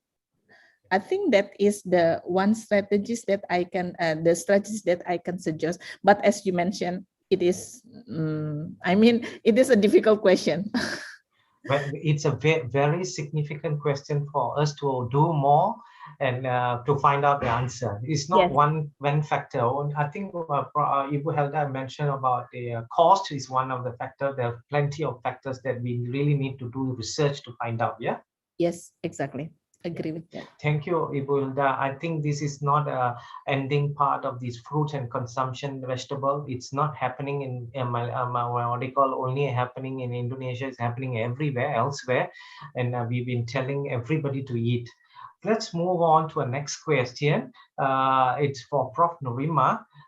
You have mentioned about the men's dietary pattern have been assessed and found to show traditional diet are becoming less common. Seemingly, a healthy diet would be high in calories. This may show that the dietary guidelines were poorly understood and people may focus on quality but not quantity. What's your comment, Prof. Norimah? Also, another major issue in dietary guideline. This is a $3 million question. Yeah. Thank you, Chansin from Singapore. So, well, dietary guidelines. In Malaysia itself, we have just updated our Malaysian dietary guidelines. So we had the first one way in 1999, the second one 2010, and we just updated ours this year. But we call it Malaysian Dietary Guideline 2020. We know that consumption, dietary pattern, food consumption have changed over the years by looking at our food balance sheet.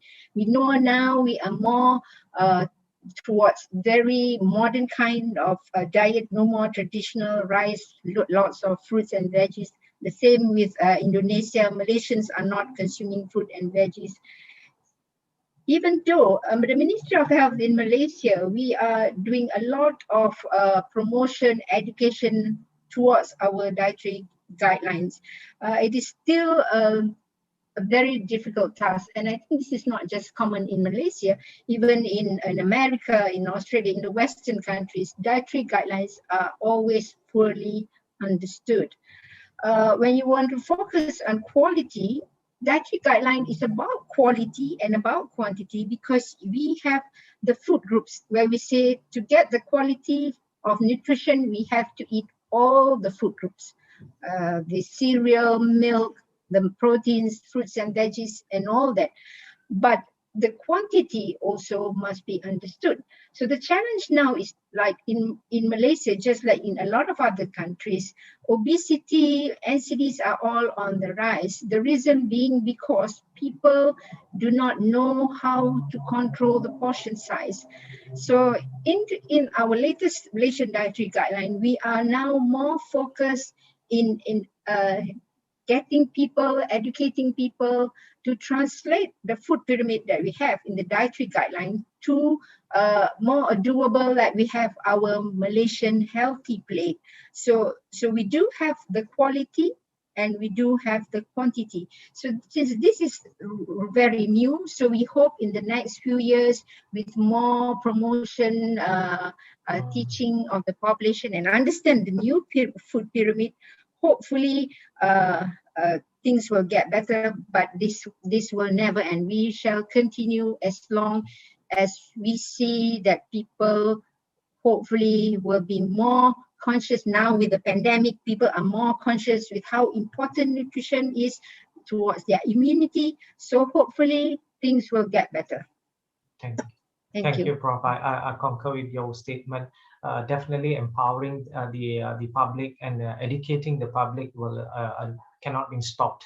We have to continue. Every nutritionist have to educate the public on the understanding of the dietary guideline and also a proper diet to be taken. Thank you, Prof, for that answer. We will move on for the next question. Do we have the question? Yeah. Dr. Yasmin, directly for Prof. Jeya. Prof. Jeya, could you share your thoughts on working on social scientists on top of the partnership between the food technologists and nutritionists?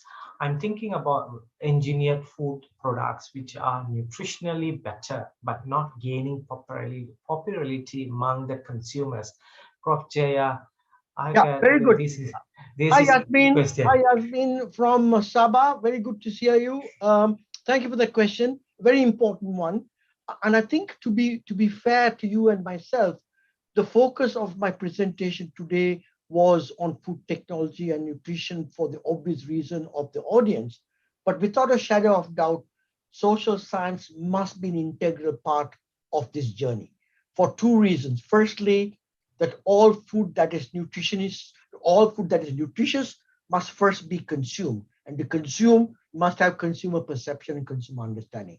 We've been quite lucky that we have a very large and successful sensory science group within our institution, which have done a lot of excellent work, including social scientists. So therefore, we are cognizant of that. So if I gave you the impression that that was not important, that was a remission on my part. But I think it's absolutely true that one of the deficiencies of all of these, what I would call engineered foods, is that you don't take cognizance of the social or the cultural or the consumer perceptions of food. And that's precisely why GM failed. That's precisely why the golden rice failed.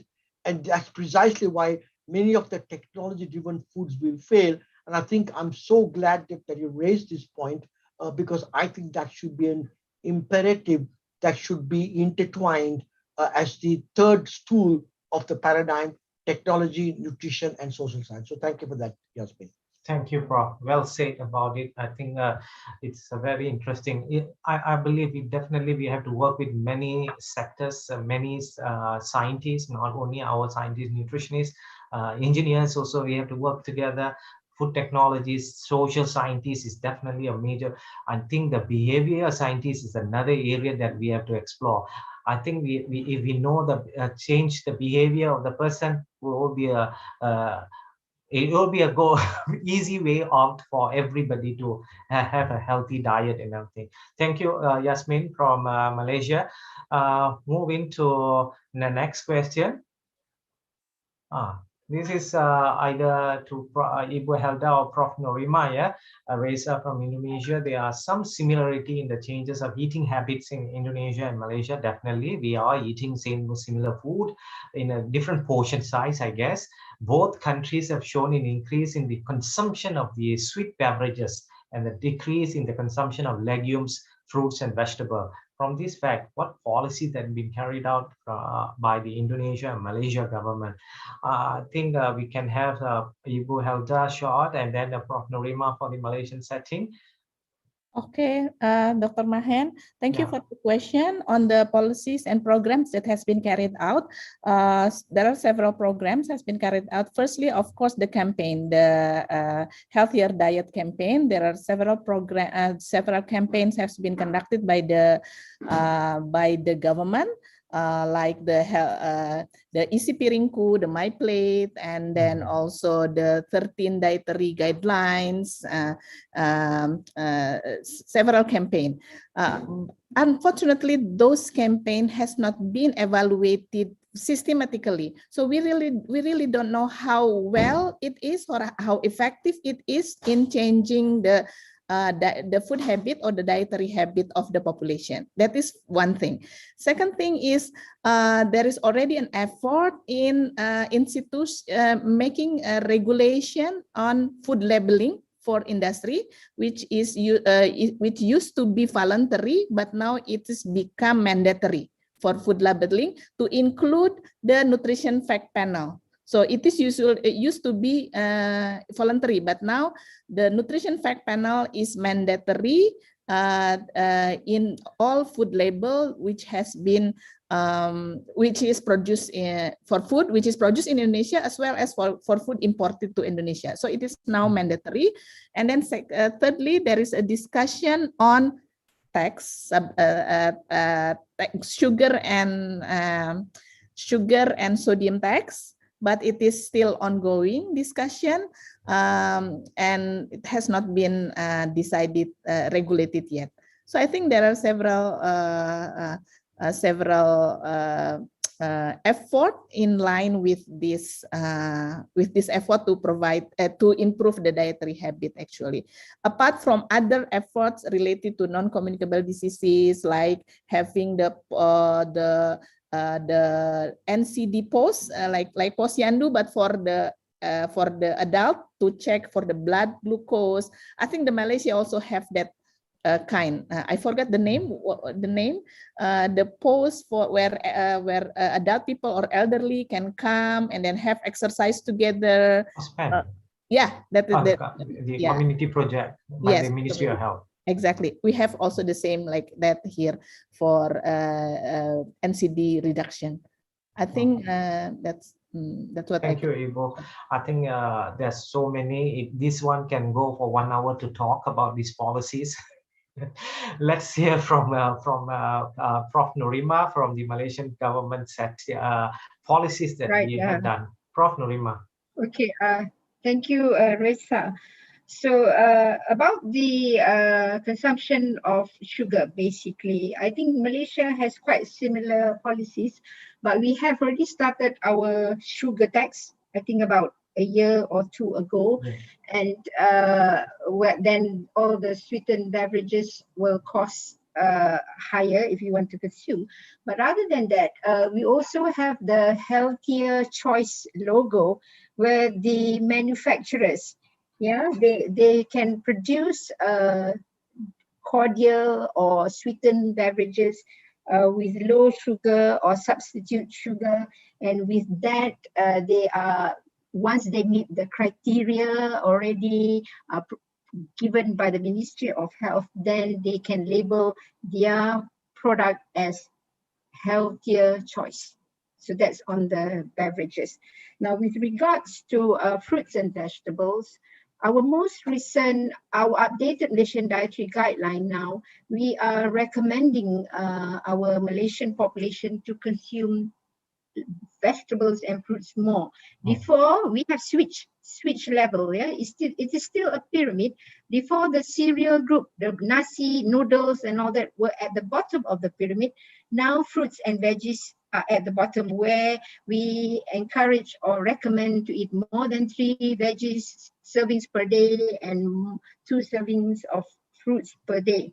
So the problem with fruit consumption, I think from the Malaysian food consumption survey, you can see that 95% of Malaysians actually eat green leafy vegetables. But what's not there is the fruits.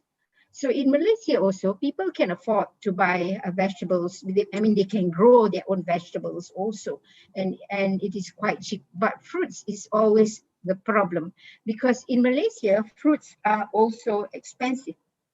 So other than the dietary guideline, the other ministry involved also would be the Ministry of Agriculture, where we are trying to get the availability and accessibility of fruits from the farmer to us, to the table.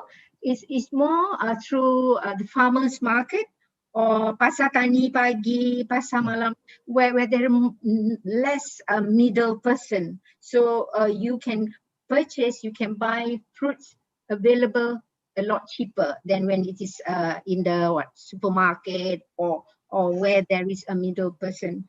So campaign is always there, you know. We can only recommend our Malaysians to do that, but at the same time we have to educate, tell them why you need to eat fruits and veggies, behavior change, mental change, whatever. It is difficult, but this still has to be done. Yeah, this has to be done. And it is not just common to Indonesia and Malaysia, the whole world is like that as well. Right. Okay, thank you so much. Thanks, Prof. I think audience, Ibu Helda and Prof. Norimah trying to put word is not one sector, it is a multi-sectoral approach. It's not only one ministry. They're working with many ministries, even agriculture, like what Prof. Norimah was mentioning. So direct to the farmer, it's come to the agriculture, and then try to work it out on the costing and the other policies that can. Economy is the major issue here. So I guess once the cost is changed, the people's consumption will change as well. Thank you, Prof. Norimah and Ibu Helda, for your sharing the input on that, how to reduce the sweet beverages and increase the legumes, fruits, and vegetables, which is again, I would say that these are $1 million questions, and we need, like what Ibu Helda said, $3 million research to do. We really need more research in this region to understand and improve it. Thanks, Reza from Indonesia. We can move into the next question from our good friend here. She's within us, but she's throwing out some question. Dr. Sangeeta from Malaysia. Prof. Jaya, you have shown the Asian dietary response is different versus the Caucasians. How affordability is an issue in this region? If so, what is your comment on importance of local evidence and how we could show the funding organization, government, that funding in Asian nutrition research is important? Sangeeta, this is an excellent question. Prof. Hi, Sangeeta. Always you put me on a spot, but that's nice. I think you raise a very important point, and let me divide the question into two parts.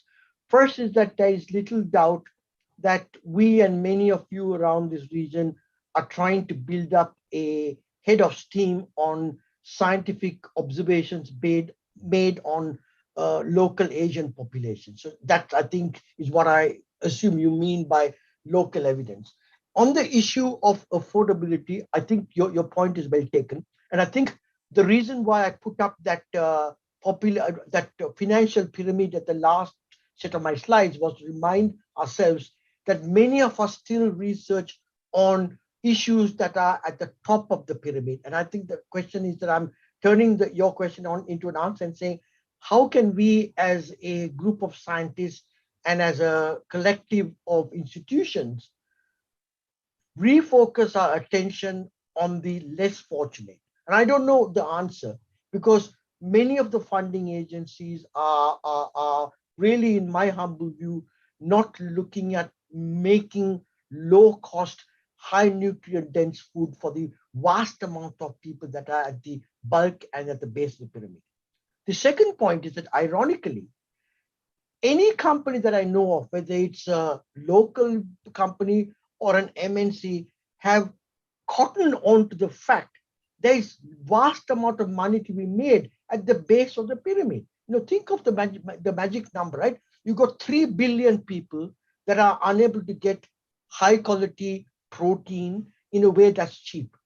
You only have to sell 2 billion people a day of 1 cent profit to make the money. In fact, I would argue that of all the regions of the world, one country I know that's actually focusing on this is Indonesia, where you know that some of their weaning foods are low cost, high nutrient density. So I think these are quasi private public partnership, but I think if Indonesia has been thinking along those lines, maybe that's the moral example that we should be able to take and shine a mirror on us and say, how do we emulate that in other parts of the world? As for research funding, it's not a simple solution, but in my humble view, Sangeeta, globally, there is no shortage of research funding. There's a shortage of great research ideas. So if you have a great idea, I can tell you here and now that somehow, somewhere, anyhow, you will get the money. So never be dissuaded by the view that, oh, there's no money. In my humble experience, personal experience, there is no shortage of money. There are agencies, there are international bodies, there are United Nations, the Gates Foundation. Why aren't we as a group in this region pitching for funding for the Gates Foundation? Why is that it always goes to certain segments of society? So I think if you have a great idea, I mean, think about it as a nation, right? As a community here. If you have a great idea coming out of ASEAN, would it not make sense for any funding agency to fund us rather than not fund us? Because actually science is universal. Science is immutable. And therefore, I always believe that never be put off by this adage that, oh, we can't find funding. Funding is not the issue at all. It's the idea, the inception, the novelty, that's the challenge. So I think with those words, I encourage you to never give up. And I'm sure IMU is a great place to work.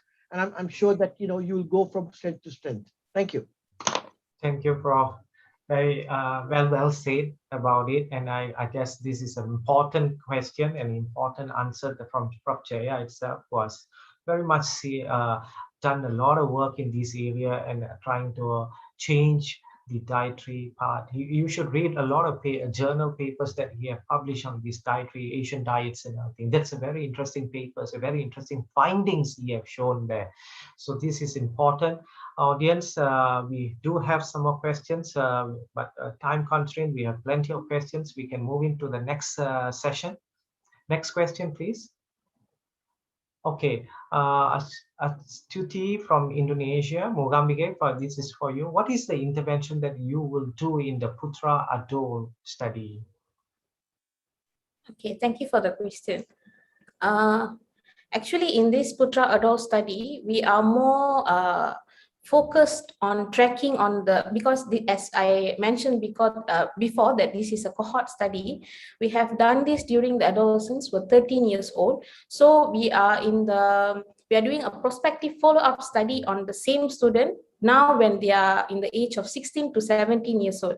It's more on the tracking part. So for the intervention part later on, we might gather up with some, maybe we can start doing something like healthy canteen, and also we can gather up with a lot of companies which can come up with better programs for the students to know that healthy food is something that they should start doing in childhood to avoid this when they are adults, because that is the main aim for us, to avoid adult cardiovascular disease, which starts by in childhood, and the transitions happen such way.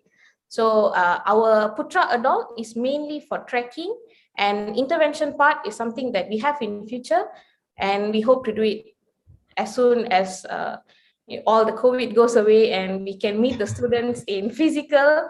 And when it comes to online, it's not that effective. So we really hope to go and meet the students and do it in a physical way. So Thanks, thank you. Thanks, Mugambige, for I guess most of the researchers are now on halt because of the COVID issues. Yeah. Intervention is a very interesting, and I hoping to see more data on this area, because young adults, they are future for all of us, right? So they are the future leaders and future of Malaysians. So we hope that they don't have the cardiometabolic issues when they grow up. Thank you for your answer. Next question. Tanti from Indonesia for Dini. What are the challenges you found when you're conducting your study? Interesting. Dini. Yeah. First thing is to find the sample, the subjects. Actually, we initially we plan to include 100 children which meet the inclusion criteria. So we select children with still breastfed, but we can also we can only found 60 children. That's the first one. The second one is I think to define the underutilized itself. Actually, we asked the mothers on the list that we already prepared based on the previous study. So previously we already did the research to collect information on the underutilized foods, and then we asked to the mothers, but most of them did not recognize the underutilized foods. So to introduce the foods is I think it is something challenging. So in the third alternatives of food-based recommendations, which we already analyzed, such as when we introduce the sea snails and then taro leaves and seaweeds, actually we found this food in the markets. They are available, but it is not consumed by the mothers, and even the mothers. So for the children, yeah, we can assume that it is not also consumed. Thanks, Dini. I think all research definitely have some challenges that we have to overcome. I believe you and Mogambi are facing a challenges also in one way or another. She's facing a COVID and you are facing many other aspects, but you have completed and you find out some studies on findings and way forward to go forward. Thank you, Tanti from Indonesia for your questions. Let's move on from Singapore. Sumanto have asked, Prof. Norimah, for you, what do you think was the main reason for lowering blood cholesterol level in the latest nutritional survey of Malaysia as compared to earlier survey? What do you think, Prof? Prof. Norimah? My answer, yes, I'm here. Can you hear me? Yes, Prof. Yes, Prof. My answer is woo. My answer is woo. Well, I don't know.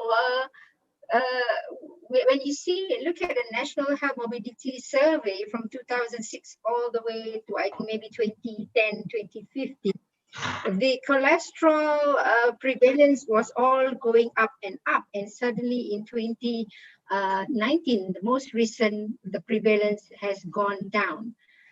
I can't answer you actually, but probably all I can think of, the nutrition division of the Ministry of Health, they have been doing a lot of campaign promotion on to eat healthy and things like that.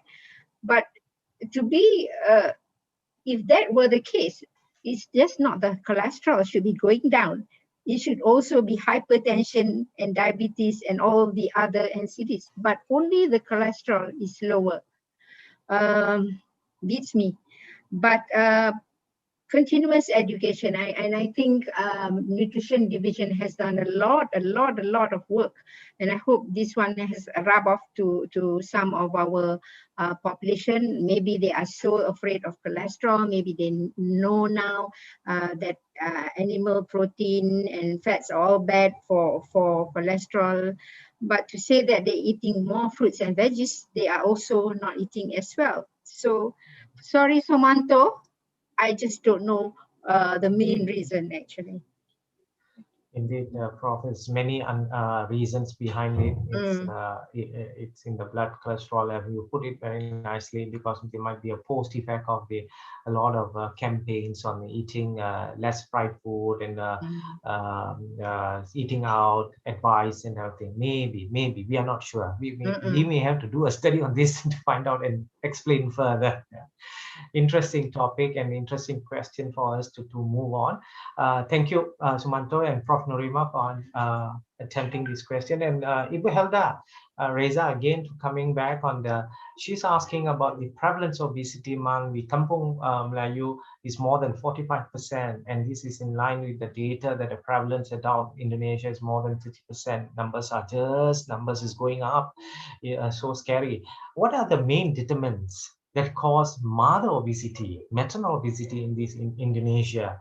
Are they lazy to cook healthy dishes at home, or they prefer to buy ready-to food outside? Please explain the study you and your team have done. Ibu Helda, $1 million question again for you. Okay, Mahen, thank you. Okay, so in Kampung Melayu, we did a study among women. We did quantitative and qualitative study. Actually, all the study is under the food choice study. The study is about the food choice and exploration of factors affecting the food choice of the mother. And actually, the team, among others, is with Ibu Yudi and several students in there. The reason why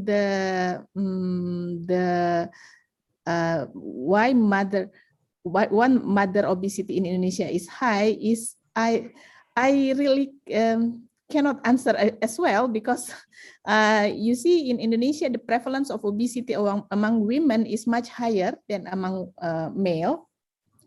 But actually in other countries the situation is probably not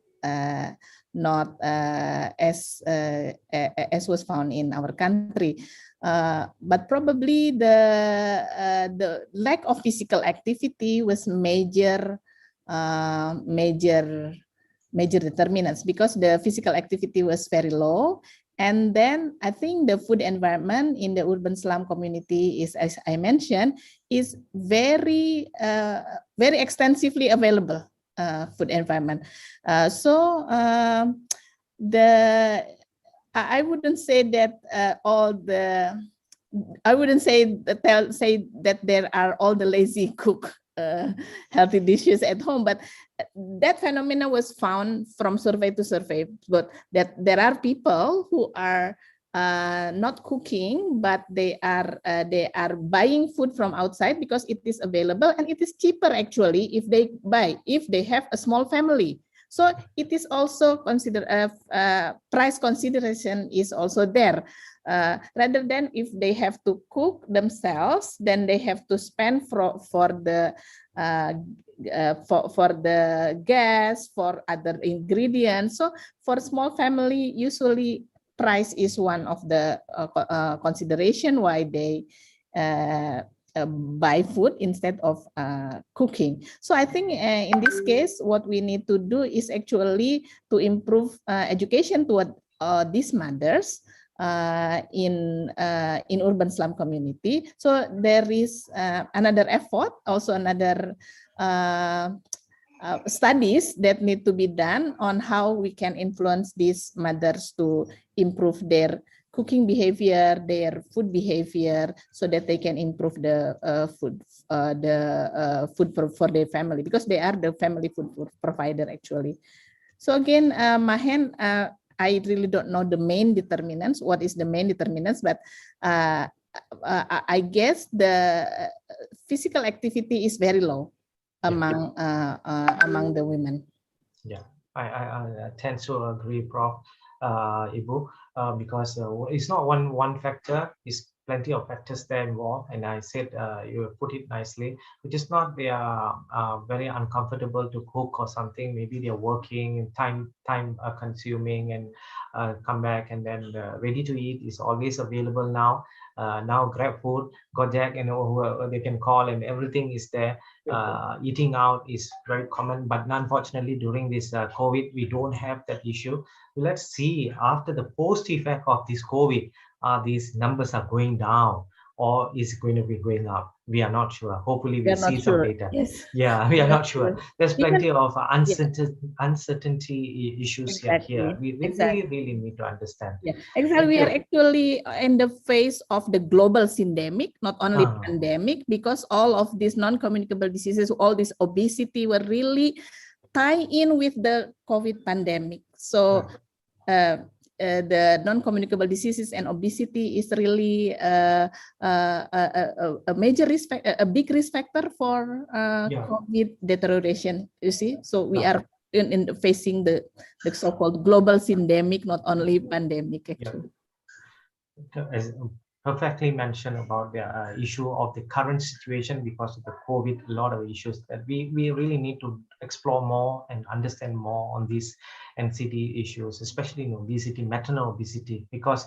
we are not sure outcome of the next cohort, how people are going to be. We are not sure. Nobody knows. And we all of us have to learn along the way. Like what Prof. Jeya mentioned just now, we all of us have to work in this region together. We have to understand. And this platform, this webinar is a good platform for us to understand that and work together.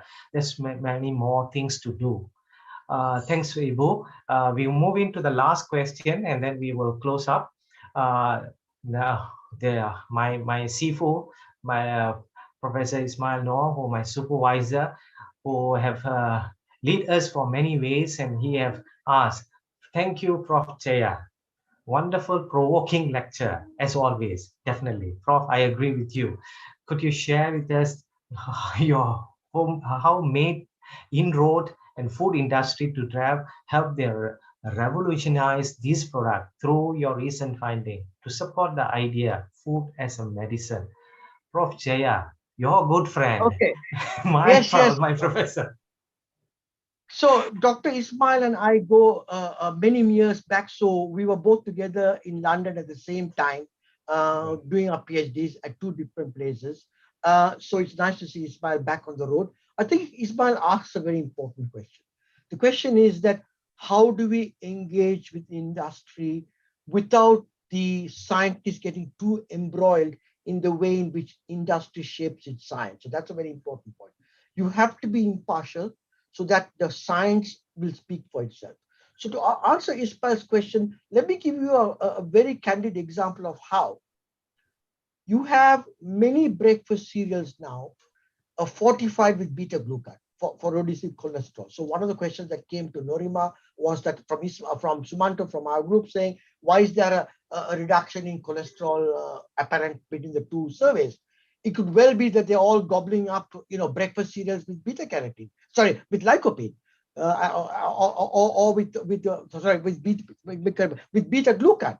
So that's one example. The second example is that you now know that many of the polyphenols in green tea, which was an old kitchen art amongst the Chinese for 5,000 years, now green tea, especially the catechins, are available in many products, puddings, yogurts, what have you. So I think, Ismail, this journey is beginning partly because the science is evolving, but most of all, I think within your question is that how can we from Asia and the ASEAN region provide novel ingredients that can become world leaders beyond. So instead of we becoming followers of other Western ideas, like we have been doing all our lives, why can't we become leaders and the West follows us? And that's what we need to ask ourselves.